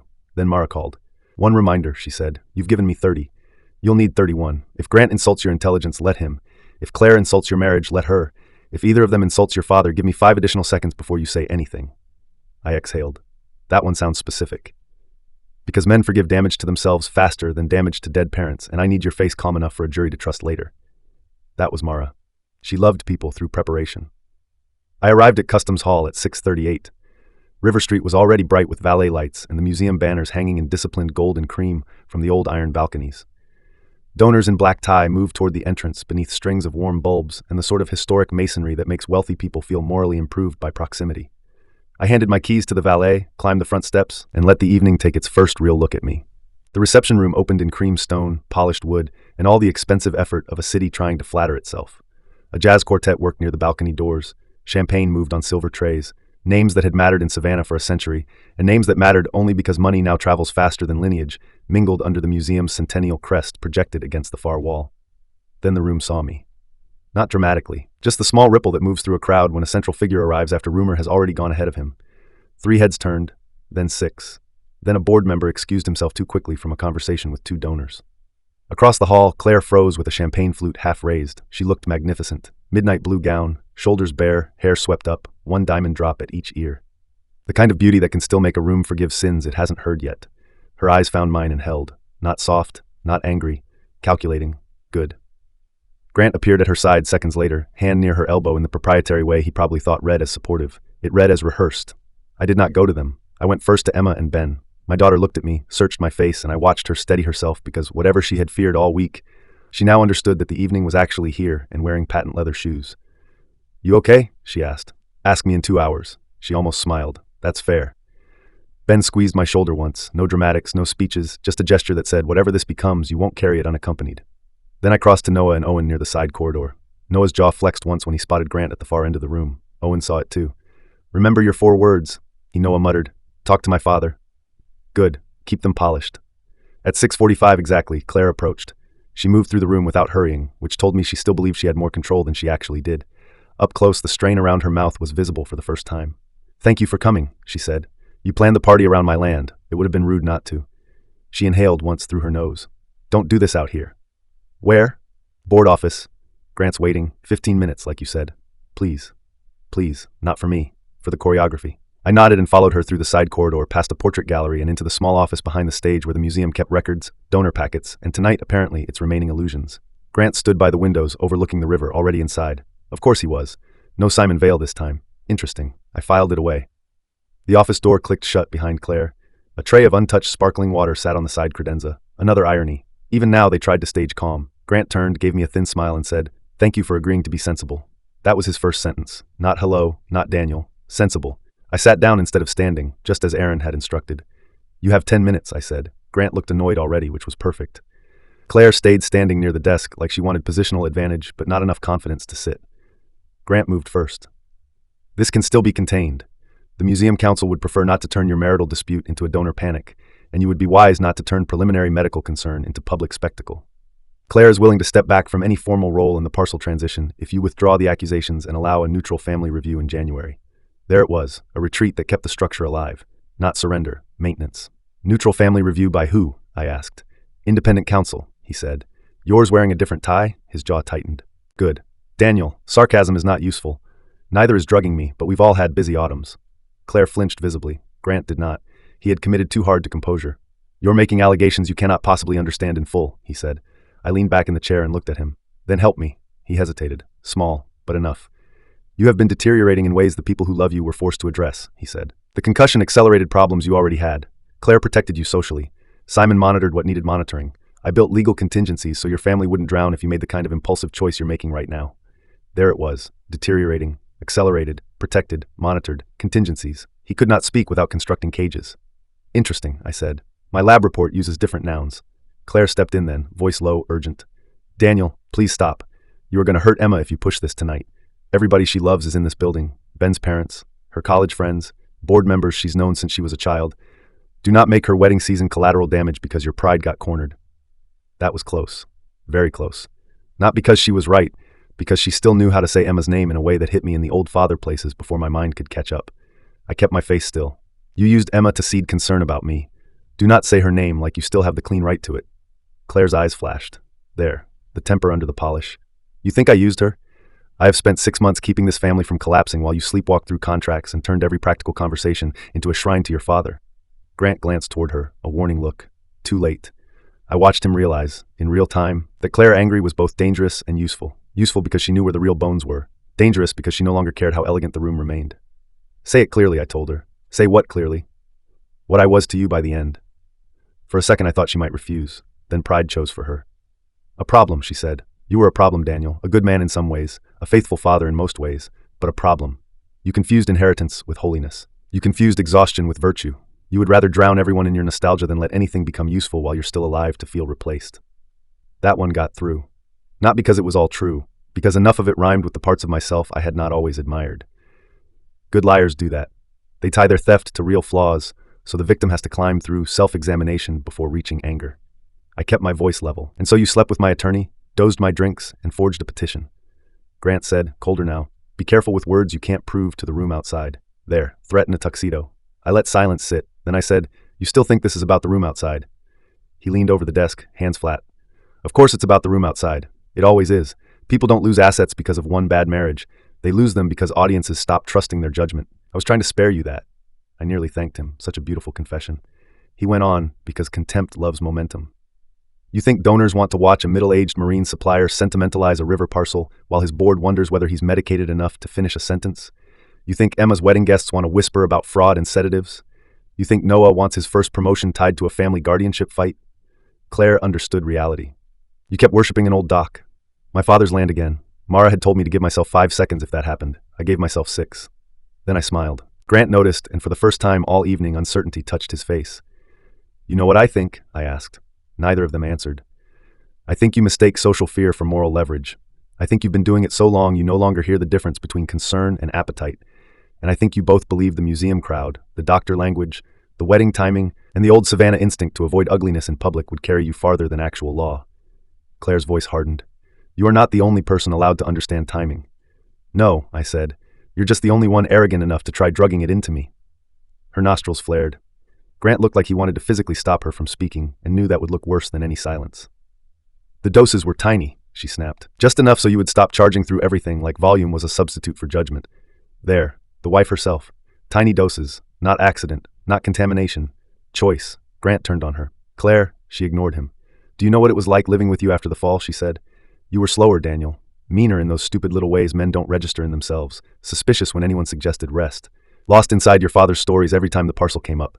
Emma noticed. Noah noticed. Grant noticed. Simon noticed. Someone had to make decisions before you wrecked the future because you couldn't stand becoming a man with limits. I let her finish. Then I asked the line Dana had wanted most. What future? Yours? Grant's? Simon's consulting contract? The nonprofit shell? The board seat? Which one was worth declaring me unsound? Claire laughed. Actually laughed. There it was at last. The sound of someone too cornered to remain gracious and too proud to remain silent. All of them, she said. That's what you never understood. Futures are built from structures, Daniel, not from men with doc stories and a saint complex. I was done waiting for you to die or soften enough to sign without a fight. The room went very quiet. Done waiting for you to die. There are sentences that take a marriage and turn it instantly into archaeology. That was one of them. I did not blink. Grant did. He had not wanted that line on the record. Good. I stood then, slow enough not to waste the moment. Thank you, I said. Grant straightened. For what? I touched the edge of my lapel. For being more honest than your paperwork ever was. Claire went still. Grant's face lost all remaining color. And before either of them could move, the office door opened. Dana Morrow entered first, then Detective Morales. Then 2 state investigators in formal black, not uniforms, which somehow made the whole thing look even more expensive and more doomed. Dana held a folder in one hand and nothing at all in her face. Good evening, she said. I appreciate the clarity. Grant recovered on reflex. This is privileged discussion in a closed board office. Dana almost smiled. No, this is a voluntary conversation in a museum office during an active fraud and coercive control investigation. Also, counsel who are participants do not get to varnish their own admissions into privilege after the fact. Claire backed 1 step toward the desk. You set us up. I looked at her. No, I documented you. Again. Morales moved to collect the folders on the desk. One of the investigators took Grant's phone before he could reach his jacket.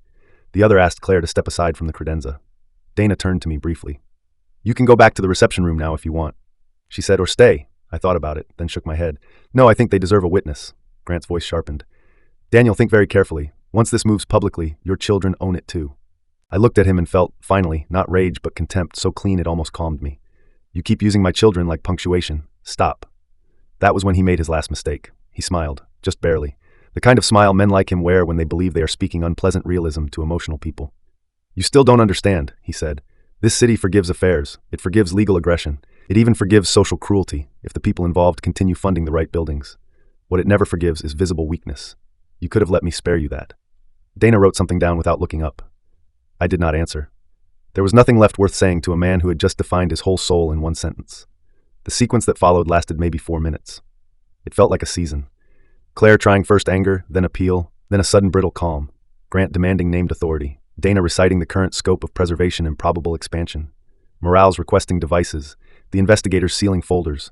The muffled sound of the jazz quartet outside shifting from cocktail standards into something louder as the MC prepared opening remarks. Public life and consequence brushing shoulders with a door between them. Then Dana looked at me and said quietly, "Go, the room outside needs to see you standing before it sees anything else." She was right. When I stepped back into the corridor and then into the reception room, heads turned again. Of course they did. Rooms like that can smell rupture even before anyone tells them its name. I saw Emma first, then Noah. Then Ben moving 1/2 step closer to Emma without touching her because he was smart enough not to make a spectacle of protection when what she needed was grounding. Claire did not reappear behind me. Grant did not either. The absence moved through the room faster than a fire alarm would have. Augustus Wren approached from near the stage with the face of a man trying very hard to calculate whether he was about to lose a gala, a donor class, a board faction, or all three. "Daniel," he said low, "what is happening?" I looked at him, then past him toward the assembled donors under the centennial crest, then back again. "The truthful version?" I asked. He swallowed. "Yes. Your development director and outside counsel tried to move disputed family property through a fraudulent incapacity structure. State investigators are in the board office. If anyone tonight says this is a misunderstanding related to my health, they are lying in a rented tuxedo." There was no recovering a room after that. Not privately. Augustus's face emptied like a stage after lights die. "My God," he whispered. "No," I said, "just law, finally." The MC, who clearly had no idea what was detonating behind the office door, tapped the microphone and announced opening remarks in a voice full of institutional cheer. Nobody listened. Not really. Because at that exact moment, Detective Morales stepped out of the corridor with Dana at her side, followed by Grant Holloway without his phone and with 2 investigators close enough to make the situation obvious to anyone with eyesight and money. The jazz stopped first. Then conversations. Then the room itself seemed to inhale. Claire emerged 5 seconds later with one side of her hair loosened and her face set so carefully it almost looked disfigured. If she had come out crying, some people might have rallied to her. If Grant had shouted, some might have mistaken volume for innocence. But they both came out in that terrible middle state where the truth has already stripped off most of the costume and left only expensive panic underneath. Dana said something quietly to Augustus and handed him a paper. I watched his eyes skim it, watched the museum chairman understand in a single downward glance that the gala he had planned as a cultural triumph would now be remembered as the night his development director tried to launder coercion through philanthropy. Emma came to my side. She did not speak. She just stood there in navy silk with her chin high and her mother's cheekbones and my temper held tightly in both hands. Noah appeared on my other side 3 breaths later. Ben behind Emma. Mara somewhere to my left, already speaking to outside counsel. This, I realized, was family too. Not the old kind. The chosen kind that forms instinctively around the person still standing when the stage collapses. A donor near the front whispered too loudly, "Is Daniel all right?" I heard it. So did half the room. I turned my head just enough and answered in a normal voice. "I'm the healthiest person involved in this building tonight." The line traveled. People like neat lines, especially when society is trying to decide which direction to angle its sympathy. Grant tried once, in the center of the room, to reclaim altitude. "This is a gross mischaracterization of a private legal review," he said. Dana did not even raise her voice. "Mr. Holloway, stop speaking unless you would like to continue helping the record." He stopped. That was one of the few small satisfactions I allowed myself. Public silence forced onto a man who had spent years weaponizing public language. Claire looked straight at Emma then. That was the moment I had feared most. Not because my daughter was weak, because even grown women can become children for 1 second when their mothers look at them with need in a public room. "Emma," Claire said, and there was the old voice, the one used for fevers and ballet recitals and heartbreaks over bad men before she became one. Emma did not move. She did not rush in. She did not plead. She asked only one question. "Did you dose Dad?" The room heard it, not because she shouted, because stillness makes certain sentences carry farther than volume. Claire's mouth parted. No answer came. Emma nodded once. That was all. Then she turned away from her mother and back toward me. I think that hurt Claire more than anything Dana could have filed. The evening did not collapse in one cinematic crash. It unfolded in layers. The gala was postponed indefinitely within 12 minutes. Catering continued because food always continues, which is one of the more insulting facts about public scandal. The museum lawyer began moving through board members in a state near administrative cardiac arrest. Donors drifted into clusters and then apart again as people tried to decide whether staying made them loyal, implicated, or merely nosy. News did not arrive instantly, but phones did. By the time I reached the river balcony for air, 2 local reporters had already posted that a legal dispute had interrupted the Mercer Museum announcement. 30 minutes later, one of them updated the story with the words, "fraud inquiry." By 9, a camera crew stood across the street under the street lamps outside Customs Hall because Savannah has never once in its history failed to understand the entertainment value of money in distress.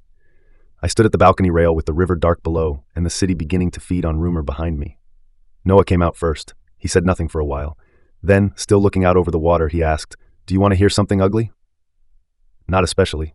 I still kept hoping she'd walk out and tell everyone it was all Grant. Not because that would make her good, just because it would make her smaller and simpler. I looked at him. "That's not ugly. That's grief." He nodded slowly. "I liked my mother. That's the part nobody tells you how to carry." He laughed once. "I still like parts of her. I hate that. You don't need to simplify her to survive this." "Do you?" I thought about that, then answered honestly, "No, but I do need to stop offering complexity as forgiveness before consequences have finished their work." Noah absorbed that for a second, then said the thing that nearly undid me for the second time that night. "You know, she asked me in August whether you'd seemed more forgetful. I told her you were fine." She looked relieved, not worried. Relieved. I didn't understand it then. There it was again. Another child used as narrative scaffolding. I put one hand on his shoulder. "You were supposed to trust her. That's not your failure." He nodded without looking at me. A few minutes later, Emma joined us. No tears now, just a composed fury that looked older than 24. "Ben's taking the car around," she said. "I want to leave before local television decides my cheekbones are relevant."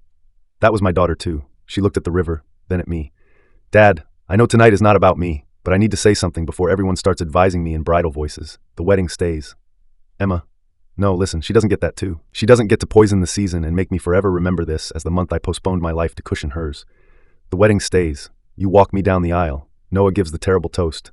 Mara terrifies the florist. Ben cries and pretends he has hay fever. We are not moving it because Mom built a fraud ring in a museum blazer."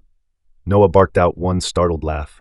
I looked at my children under the lights of a ruined gala and felt the first real shape of surviving this form around us. Not because we were unharmed, because even here, with cameras gathering and my wife's life detonating one room away, Emma was still pointing forward. "Okay," I said. "The wedding stays." She nodded once, satisfied. Then her face softened for the first time that evening. "You did good in there." I looked back through the hall doors toward the room where Dana and Morales were still moving with legal precision among museum counsel and sealed evidence envelopes. "No," I said. "I just finally stopped letting them pick the weather." Emma kissed my cheek. Then she and Ben left through the side staircase while Noah stayed with me until the first round of cameras pressed close enough outside that Owen suggested another exit. We went out through the catering corridor like fugitives from a party built around our own name. By the time I got home, Savannah had already decided on 3 partial truths and 1 lie. Truth 1, the Mercer donation was suspended. Truth 2, museum leadership faced legal scrutiny. Truth 3, Claire Mercer had been removed from her active gala role before opening remarks. Lie, the issue centered on my unstable health and a family disagreement over succession. That one was all over social media by midnight. Concern moves fast when people think they're being kind. Fortunately, so do court dockets once Mara decides sleep is bourgeois. At 1:20 in the morning, she stood in my kitchen barefoot, jacket off, hair half falling out of its clip, and filed the counterclaim package that changed the whole public map. Fraud, forgery, intentional chemical impairment, conspiracy to misrepresent capacity, tortious interference with business governance, attempted unlawful transfer of trust assets, defamation by coordinated false instability narrative, every count written in a style so stripped of drama it became devastating. At the bottom of the draft, just before sending, Mara asked me one final question. Last chance to trim the public edges. I thought of Eleanor Pike. Administrative revenge. Public enough to cost them. I thought of Claire's face when Emma asked, "Did you dose, Dad?" I thought of Grant saying visible weakness was all the city ever punished. I thought of the line in the planner. Sign if stable. "No trimming," I said. Mara hit send. The next week became the most efficient destruction of reputation I have ever seen outside hurricanes. Monday morning, Simon Vale's hospital privileges were suspended pending review. By noon, the state medical board had opened an emergency inquiry into his off-ledger consulting, dosing irregularities, and role in unsupported capacity preparation. By 3, the museum issued a statement using the words "placed on administrative leave," "cooperating fully," and "no announced gift remains under consideration." The statement did not mention me by name, which told everyone exactly who the real fire belonged to. Grant Holloway lasted until Tuesday afternoon before his own firm locked him out of internal systems and announced he had taken an immediate leave for personal reasons. Personal reasons. There is no euphemism on earth as exhausted as that one. Claire tried a public statement on Wednesday. It lasted 4 hours before her lawyer pulled it. In it, she described herself as a wife who had acted from fear, not greed. She said she had relied on legal and medical guidance while trying to protect her family during an exceptionally stressful season. She said she would not litigate her marriage in the press. She did not mention the doses. She did not mention the forged initials.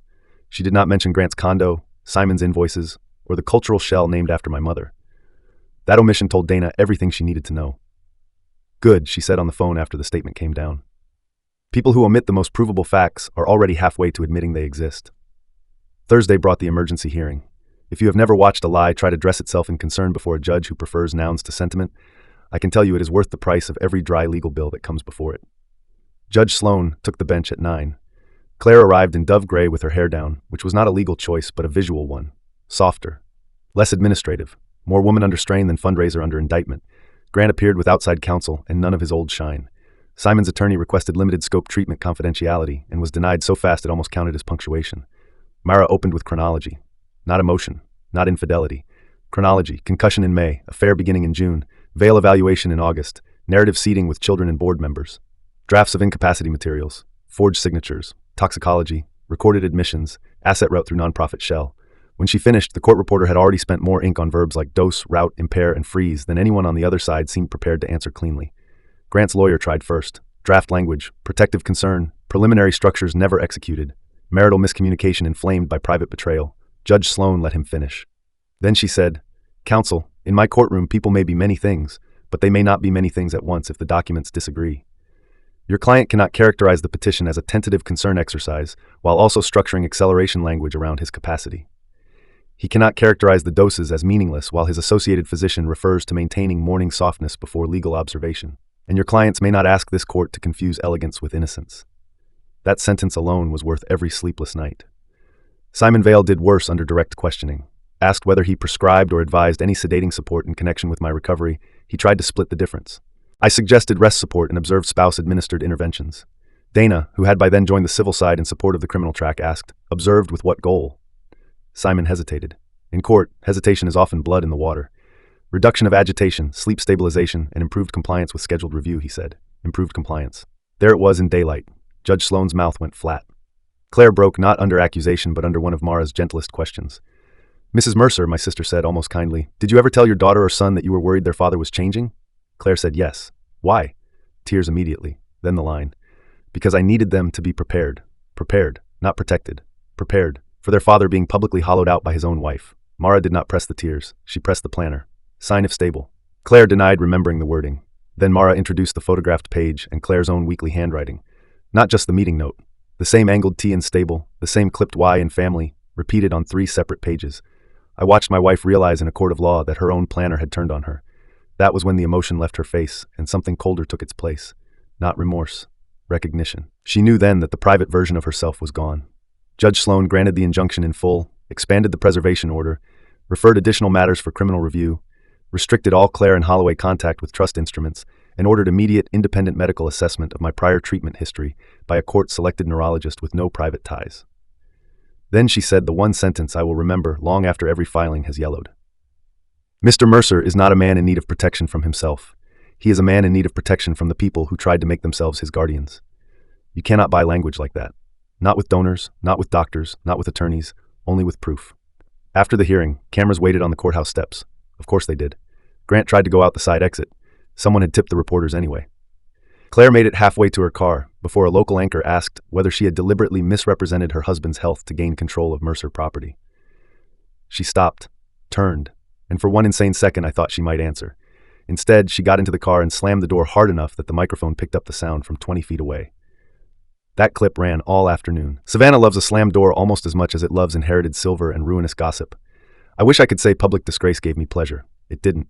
What it gave me was air. Because every camera angle, every article, every board statement, every legal summary moved the social burden off the question of whether I was failing and onto the answer of who had built profit out of pretending I was. That mattered. To me. To Emma and Noah. To my company. To the men in my warehouse who had started exchanging glances when rumors suggested I might be stepping back for health reasons. To the people who had known my father. To every quiet donor, widow, and family trustee and exhausted spouse who might one day hear this case and realize concern can be a costume. The criminal side moved slower than the civil side, and faster than the defense expected. Simon folded first, not morally, administratively. His license was his spine. Once the medical board made clear it was about to snap, He offered cooperation in exchange for narrower counts and a chance to salvage whatever remained of his ability to practice in some limited future. Dana told me the essence of his proffer in one sentence. He says Claire was more enthusiastic than Grant about using the gala to normalize the transition before the holiday season. Enthusiastic. That was one of those words that arrived in your ears dressed as mildness and revealed a cliff behind it. Simon confirmed the dosing pattern: small, intermittent, sufficient to support observation days and difficult conversations. He confirmed that Grant had requested language in the capacity framework broad enough to touch business governance and trust oversight, not merely medical review. He confirmed Claire's specific insistence that Emma and Noah be folded into the concerned narrative gradually, so that when the formal process comes, they won't feel blindsided into choosing sides. And then he gave Dana something better than cooperation. He gave her contempt. During his recorded debrief, when asked why he had not simply advised Claire to seek marital counseling and independent neurological evaluation if she feared decline, he said, "Because by then we had too much in motion to let sentiment slow the structure." Too much in motion. That line went into the case file under intent. Grant held out longer. Men like him always do. He thought language would save him because language had built him. He challenged chain of custody. He challenged privacy scope. He challenged toxicology interpretation. He challenged the reading of his own recorded remarks and claimed I had goaded him in a state of emotional distress. Dana responded by playing the gala office recording alongside his pre-gala messages to Claire and the museum board and letting the pattern speak. Calm before the room, contempt inside the room, management everywhere. He could not deny the architecture because he had spent too many years admiring it out loud. Claire tried for a separate lane. Her attorney sought mediation on the marriage, limited public release of donor communications, and an emergency request that the court protect Emma's wedding from being turned into a litigation stage. On that last point, surprisingly, Mara agreed. Not because she pitied Claire, because she loved me, and because she loved Emma enough to understand that some victories become vulgar if you drag them through an altar. So the wedding received its own protective order. No service, no process servers, no press invitation by either side, no guest list mining for leverage, no discussion of the parcel, the museum, or my health at any wedding function under penalty severe enough to make even Grant's replacement counsel sit up straighter. That, more than anything, told me Mara had not lost the plot inside the pleasure of winning. She still knew what victory was actually for. Emma got married on a bright Saturday 3 weeks later, under live oaks outside Wormslow, with Spanish moss moving in the breeze and a string quartet good enough that nobody thought about the museum for almost 4 full hours. I walked her down the aisle in a dark morning coat she chose, because, in her words, if we're surviving, we may as well survive beautifully. She took my arm just before we stepped out and whispered, "One more thing." "What?" "If you cry before me, I'll never forgive you." Monstrous child, inherited from both sides. She was right about that. I did cry, not before her.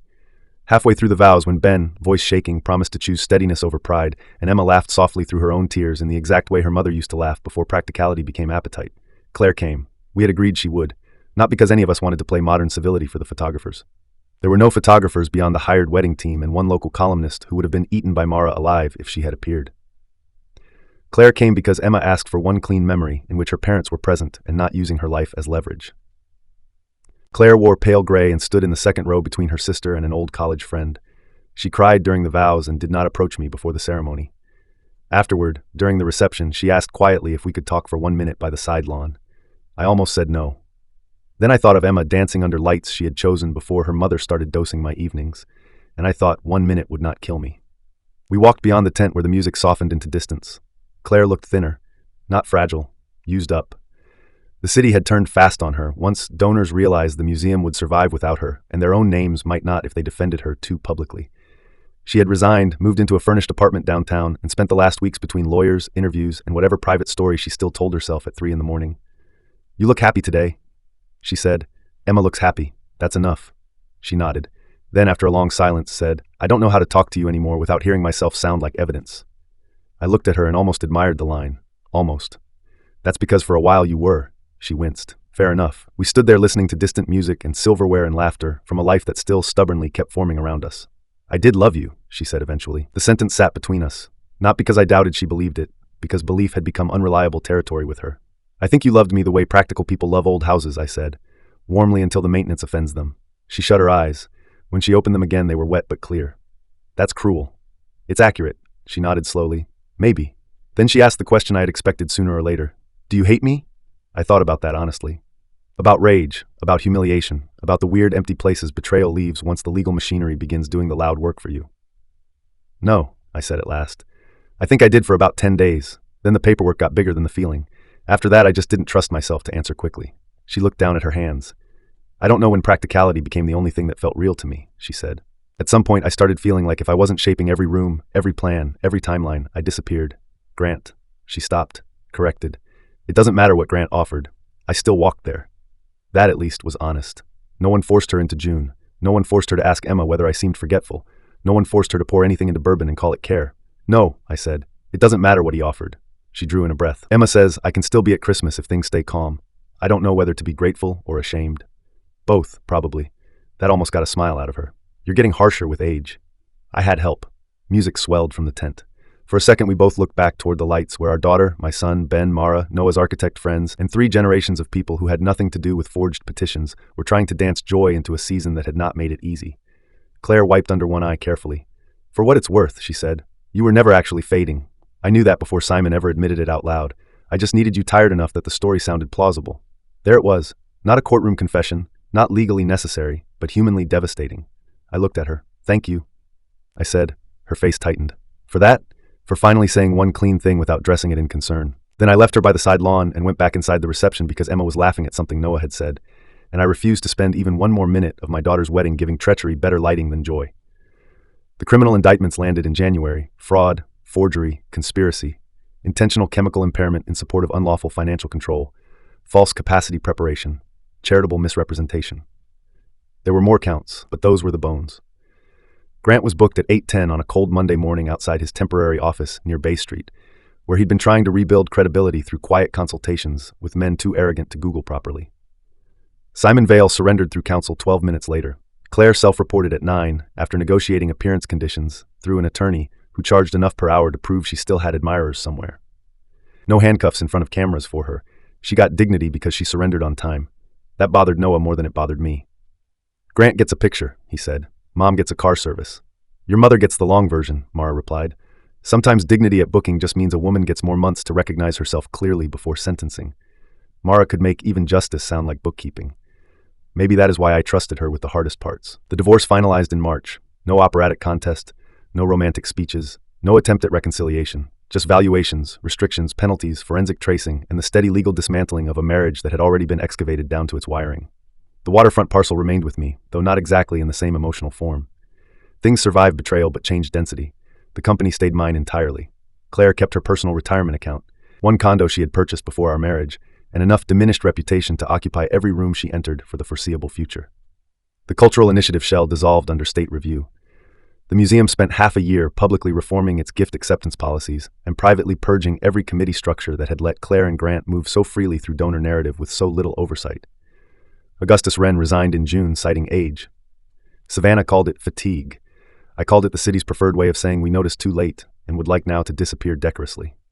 Eleanor Pike came to the final divorce hearing. She sat in the back, gloves folded in her lap, and when it was over she met me outside the courthouse under a sky-threatening rain and said, "How does administrative revenge feel now that the paperwork has stopped breeding?" I thought about it. Quieter than rage, more expensive than forgiveness, probably healthier than both. She nodded. Good, that's usually how you know it worked. Then she did something I did not expect. She handed me a folder. Inside were proposals, scholarship concepts, riverfront apprenticeship ideas, marine trades training partnerships, historic dock preservation plans that did not involve museums laundering my father's name through shellboards. I looked up. What's this? A better future for the parcel than bitterness, Eleanor said. You don't owe the city generosity after what it almost let happen, but you might owe yourself purpose that isn't reactive. Purpose that isn't reactive. That line stayed with me as spring turned humid and all the courtroom language in my head finally began drying out enough for ordinary life to return without echo. Noah moved back to Savannah in May, not because of the case, because his architecture firm opened a southern satellite, and he realized, in the middle of the worst year our family had ever had, that he'd rather build flood-resilient public spaces near a river he understood than glass towers in cities that mistook anxiety for ambition. He rented a small place near Ardsley Park and started coming by the house on Tuesdays with building sketches and impossible opinions about porches. Emma and Ben moved into a renovated brick house on the east side and became the sort of young married couple who bicker affectionately about herb gardens and drawer organizers, while carrying, under the surface, the adult knowledge that love without trust is not logistics with nicer lighting. They never said that out loud. They didn't need to. Trauma that survives often becomes family literacy. One evening in early June, Noah sat with me on the back dock drinking beer while gnats considered us edible and said, "I keep thinking about something ugly."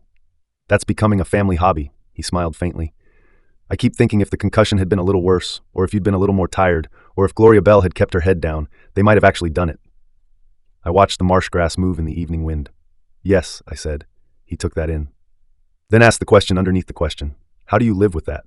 I thought of the planner, the tea, the line about waiting for me to die or soften, the museum lights, my daughter asking, "Did you dose, Dad?" My son's anger carried like architecture in his jaw. By not turning survival into superstition, I said, it happened because people made choices, not because I was almost cosmically doomed, which means we answer it with choices too. Better governance, better truth, better locks, better boundaries, maybe fewer romantic assumptions about what polished people mean when they say concern. Noah laughed once. That sounds like your version of healing. Probably is. He lifted his bottle in small salute. To better locks. I clinked mine against it. To better locks. The final major piece fell in August when Simon Vale accepted a plea that included full surrender of his license, cooperation against Grant, and a statement under oath that Claire understood the sedative pattern not merely as stress support, but as a means of increasing my suggestibility during financial review windows. Suggestibility. Yet another elegant word trying to make poison sound strategic. Grant went to trial in October. I attended every day. Not because Dana needed me there, because absences are too easy for men like him to rewrite as uncertainty. He looked smaller at the defense table than he had in my dining room, and much meaner than he had ever looked in public. A man with no audience is often just his hungriest self in a suit. The prosecution built the case exactly the way Dana had promised, not around my hurt, around the system. The affair mattered only as motive and access. The doses mattered as mechanism. The petition mattered as intent. The planner line mattered as timing. The museum and cultural initiative shell mattered as laundering architecture. Eleanor Pike testified, briefly, beautifully. She said, Mr. Holloway does not steal first, he narrates. By the time he reaches for the thing itself, he has already changed the room's understanding of who deserves to hold it. That may have been the best line in the trial. Dana later told me it was also the line that made 3 jurors look directly at Grant for the first time instead of at documents. Claire testified too, immunity on some counts, exposure on others. The state had given her room to cooperate, and she had taken it the way desperate people take room when all their mirrors have turned hostile. She told the truth mostly, though not heroically. She minimized where it served her, clarified where the evidence forced her, broke once on the stand when Dana asked whether she had ever genuinely feared I would become unsafe to Emma or Noah. No, Claire said, after a very long silence. I feared he would remain strong enough to stop us. That was all Dana needed. Grant was convicted on the major counts after 8 hours of deliberation. Not a dramatic lightning strike, a workday, which somehow felt even more fitting. He had turned my life into administration. Administration took him back. When the verdict came down, I did not look at him first. I looked at Dana. She nodded once from counsel table, not smiling, just confirming what careful people confirm when the thing you hoped would hold has in fact held. Then I looked at Mara, who sat behind the rail with her hands folded in her lap and only the slightest lift at one corner of her mouth. Then I looked at Claire. She was in the second row, not beside me, not beside his defense, just existing in the strange middle seat she had built for herself between participant and witness, wife and adversary, mother and saboteur. She did not cry when the verdict was read. She just lowered her eyes and sat very still like someone finally out of excuses. Sentencing came later. Prison for Grant, a long professional death for Simon, probationary restrictions, financial penalties, and eventual custodial exposure for Claire on the counts that remained hers even after cooperation. People ask whether I thought that was enough. No. But enough is a childish fantasy in cases like this. Nothing gives years back. Nothing returns a clean daughter's wedding season, or unpoisons tea, or erases the moment your son hears what his mother asked of concern. The law is not a surgeon repairing the wound. It is an accountant of damage with limited imagination and better stationery. Still, consequences matter, because without them, the predatory learn only refinement. That autumn, almost a year after the bank hallway, I took Eleanor's folder back out and drove alone to the waterfront parcel at dawn. The land looked the way it always had. That offended me at first. How dare grass and old pilings and morning light not rearrange themselves around betrayal? But then I understood something simple. The parcel had survived men harder than me and schemes slicker than Grant Holloway's. My father had loved it because it held shape through pressure. Maybe the point was not that it looked different. Maybe the point was that it had waited. I walked the lot for nearly an hour with Eleanor's proposals tucked under my arm and tide smell in the air. By the time the sun climbed high enough to turn the river gold instead of pewter, I knew what I wanted. Not a hotel, not a museum initiative, not private development pretending to be culture. A training dockyard and scholarship center for marine trades, coastal design, and working waterfront preservation in my father's name and my mother's too, because she had spent 30 years listening to Mercer men talk about tide as though it were blood and had somehow loved us anyway. Something useful. Public, in a way that did not require cocktail dresses, built from the very land Claire and Grant tried to turn into leverage. That was my final revenge. Not merely keeping it from them, making it mean something they would have hated. Transparent. Useful. Unafraid of work. Construction on the Mercer Bennett Dock School began the following spring under permits so clean, Samir joked they should be framed for the county as a civic apology. I refused a ceremonial groundbreaking with donor speeches. Instead, I brought in apprentices, welders, piling contractors, one coastal engineer Noah admired, two retired harbormen who had known my father when he still thought hearing protection was an insult, and Emma with rolled plans under her arm and a hard hat over freshly pinned hair because she had insisted on drawing the planting buffers and walk paths herself.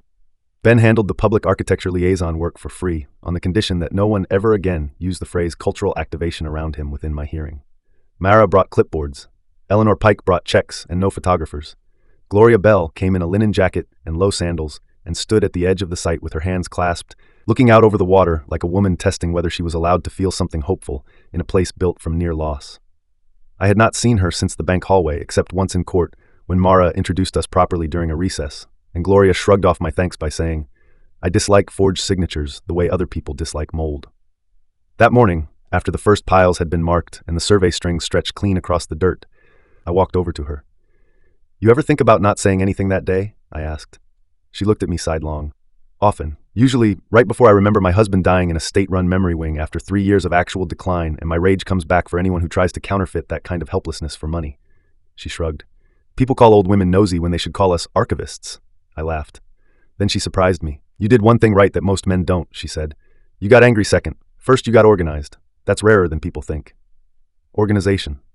It didn't feel heroic when you were the one living it. It felt like not drowning in public.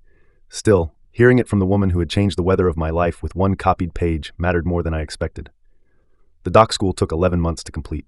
Emma designed the front path with native grasses and low river shrubs that could take both salt air and neglect, which she said made them ideal symbols for this family. Noah built the classroom shell around old longleaf pine beams salvaged from a dismantled warehouse upriver, and somehow made the structure feel both younger and older than anything on the parcel before it. The workshops opened onto the water through wide industrial doors that rolled all the way up so no student standing inside would ever feel boxed away from weather, light, or tide. That detail was Noah's. He never explained it. He didn't need to. We all knew what kinds of rooms mattered now. The first scholarship class included 6 apprentices, 2 young men from Thunderbolt who had already worked summer dock installs, a woman from Brunswick retraining after commercial shrimping collapsed in her family, a former Navy machinist, a 20-year-old with an engineering brain and no money for formal school, and to my private delight, one 19-year-old museum volunteer who had watched the gala implode from the coat check and decided she'd rather learn how to build things than how to flatter committees. At the opening, no band played, and no one said legacy more than once. That was on purpose. We did have food because people still need feeding when truth and work try to occupy the same place. We did have a sign. Mercer Bennett Dock School. Trades. Water. Truth of work. Noah hated the last line at first because he said it sounded like a monk had accidentally become a contractor. Emma kept it anyway. Children become ruthless with family branding once they've watched enough adults lie under nicer fonts. The opening day did something strange to me. Not joy exactly, not vindication, more like the final loosening of a muscle that had stayed half-clenched since the bank. Because for months my whole sense of movement had been reactive.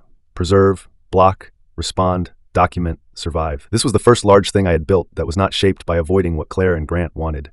It was shaped by what came after them. That matters. People talk a lot about healing as though it's emotional weather. I think sometimes healing is simpler. Sometimes healing is building a thing your enemies would have found impossible to monetize. Claire saw the dock school only once before it opened. She requested the visit through counsel because one of her financial obligations in the divorce settlement required acknowledgement of forfeited rights connected to the parcel and future educational use. Even then, legal language found ways to sound uglier than grief.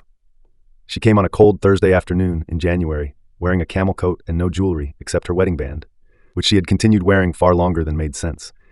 I had mine off within a week of the gala, not out of symbolism, because I could not stand the weight of it on my hand once I knew what it had been asked to witness. We walked the perimeter with our lawyers far enough behind to hear words if voices rose, and far enough back to let the moment pass for private. The site was still rough then. Framing exposed, concrete not fully cured, mud where the paths would go. Wind pushing hard off the river. Claire stopped at the edge of the main workshop slab and looked out toward the water. "You really were never going to sell it," she said. "No." She nodded. Then, after a moment, "I used to think your loyalty to this place was vanity." I waited. "Now I think it was discipline," she said. "And I think I confused those because discipline in other people started feeling like judgment on me." That was one of the more intelligent things she'd said since the whole structure broke. Not enough to soften my view of her, enough to make it slightly more dimensional. "Maybe," I said. She looked at the framing again. "Emma told me the students will be able to work with open doors and water sight lines." She said Noah insisted. He did. Good. The word came out small and true, I glanced at her. You don't have to approve it. She gave a faint, tired smile. No, but I can still recognize a correction when I see one. We finished the paperwork by the hood of Mara's car in 10 minutes. Before leaving, Claire said, I know I don't get forgiveness in installments just because I'm more honest now. No, I said. You don't. She nodded. Then she looked across the site one last time and said, almost to herself, I used to think usefulness was the highest form of love. I think I built a whole life around that lie. That stayed with me after she drove away. Not because it redeemed her, because it explained enough to stop me from needing simpler monsters. Christmas that year was the strangest and calmest of my adult life. Emma hosted because she refused to let my kitchen become the official courthouse annex of the Mercer family. Noah roasted a duck badly enough that all of us lied in different affectionate directions. Ben made cocktails and labeled mine in front of everyone with the words opened by Daniel only, which made Emma swat his arm and me laugh harder than the joke deserved. Claire came for 2 hours. That had been Emma's line, and Emma held it with more grace than I would have at 24 or 44 or maybe ever. 2 hours. Early enough not to sit through the whole meal. Long enough to open one gift from each child. No legal talk, no museum talk, no parcel talk, no retrospective apologies beyond the simple one she offered at the door. Thank you for letting me come, she said. Emma kissed her cheek. Noah hugged her once, brief and awkward. I nodded. That was the whole civility available to me, and I did not pretend otherwise. After she left, Emma sat on the rug among wrapping paper and looked at the closed front door for a long minute. Then she said, I wish integrity came with easier seating charts. Noah laughed. Ben nearly choked on his drink. Mara, from the armchair, said, Write that on the family crest. We laughed then. Not because anything was fixed, because humor is how families begin proving they are no longer only defined by the worst room. Spring brought its own new test. One of the reporters who had covered the gala reached out asking whether I would do a feature on resilience, philanthropy, and reclaiming family legacy through public service. The draft headline made me want to set my phone on fire. I declined. Not because I was modest, because I had spent enough of the previous year being turned into narrative by other people. I had no interest in becoming a local morality tale while the dock school was still mostly plywood and grit. Instead, 6 months later, when the first apprentices began work, I gave one short interview to the Maritime Trade paper and said the only public sentence I ever really wanted attached to my name after all of it. Working waterfronts should stay in the hands of people who mean to work on them. That was enough. The rest of the healing stayed private, where most useful things do. Noah started dating a civil engineer with a laugh like busted sunlight and a terrifying habit of finishing his structural complaints before he fully voiced them. Emma got pregnant the second summer after the gala and announced it by leaving a tiny pair of blue deck shoes on my workbench with a note that said, Start practicing being less difficult. I sat on a crate in Bay 2 holding those shoes and laughed until I had to wipe my face with a shop rag and pretend the dust had gotten into my eyes. Mara, when told she would be a great aunt, said, I was already terrifying enough in one generation. This seems irresponsible. Eleanor Pike joined the dock school board and terrified our first 2 accountants so thoroughly. One of them still checks his expense lines as if she might appear behind him from a teapot. Gloria Bell taught a volunteer seminar once a quarter on fraud signals in elder documents and called it her revenge elective. Students loved her. She taught them that signatures are weather maps and lies always leave pressure systems if you stop admiring the font long enough. By the 3rd anniversary of the bank hallway, I could go whole days without thinking about the petition first thing in the morning. That, more than any verdict, felt like freedom. Not forgetting. Never that. Just the end of being governed by the first wound at every sunrise. On the 4th anniversary, I stood with Noah and Emma on the dock school balcony after the newest scholarship class orientation. Tied low, air sharp. My granddaughter, Hannah, asleep in Emma's arms with one tiny fist clamped around the edge of her mother's shawl, like the world had never once failed anybody she loved. Noah leaned on the rail and said, Do you ever think about how close they got? I considered lying, then didn't. Yes, I said, but not in the old way. Emma looked at me. What's the old way? The old way asks how close the trap came to shutting. The newer way asks what systems let it get built and how you make sure they don't welcome the next one. Noah smiled slightly. That is such a dad answer. It's a useful one. Emma shifted Hannah higher against her shoulder. I think about something else. What? Noah asked. She looked out over the workshops below where students were stacking lines, checking joints, and learning with every door open to the river. I think about how easy it would have been for all of us to become people organized around one betrayal forever, and we didn't. She said it simply. No speech, no ribbon around it, just truth. I looked at my daughter holding her child, my son in work boots beside her, the school behind us built from land my father saved, my mother steadied, and my wife once tried to route into a structure with prettier lies than bones. No, I said, we didn't. There is one final scene I keep closest. Not the bank, not the gala, not the courtroom, not even Emma's wedding. Those matter. All of them do. But the final scene I keep is smaller and harder one than any of those. It happened one Tuesday in late September, years after the petition, after the verdicts, after the dock school, after enough ordinary life had returned that the extraordinary no longer ran the furniture. I had stayed late at the shop dealing with a forklift belt issue and came home after dark. The house was quiet, river wind moving through the screens, one lamp on in the kitchen. I stepped inside and saw Noah at the table helping Emma's little girl color on the back of one of my inventory printouts, while Emma heated soup at the stove and Ben was outside on the back steps talking softly on the phone.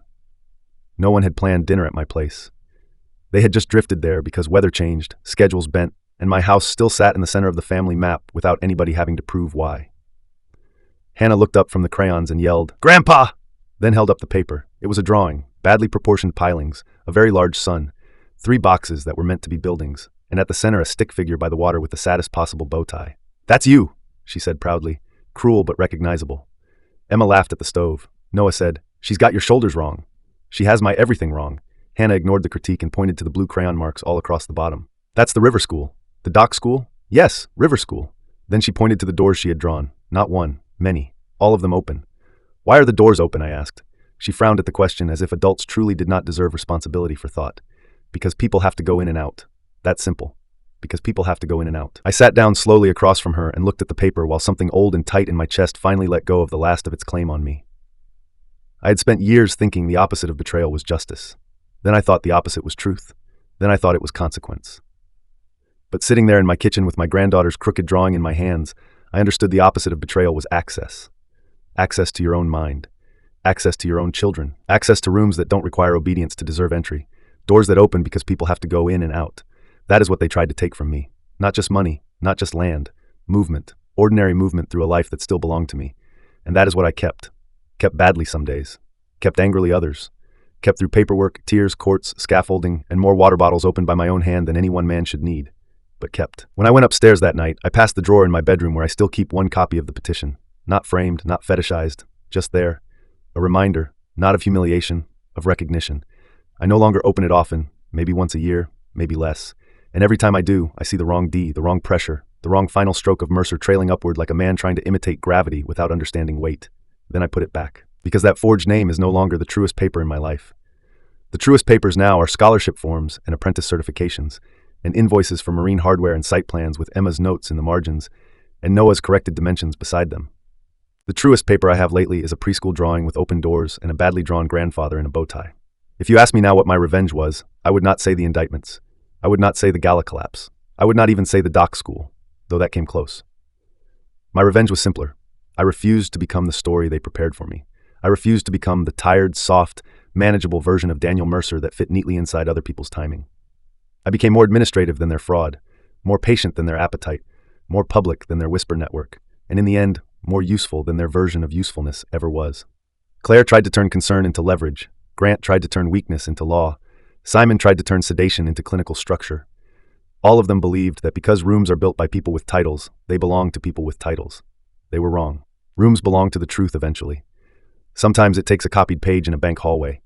Sometimes it takes a daughter asking one clean question in a gala room full of liars. Sometimes it takes an old woman who hates forged signatures more than she fears awkwardness. Sometimes it takes a sister who files like vengeance has billable increments. Sometimes it takes children who decide their mother's betrayal will not become the architecture of their own lives. Sometimes it takes all of that at once. My name is Daniel Mercer. The signature they forged was never mine. The life they tried to rout away from me was, and I kept it.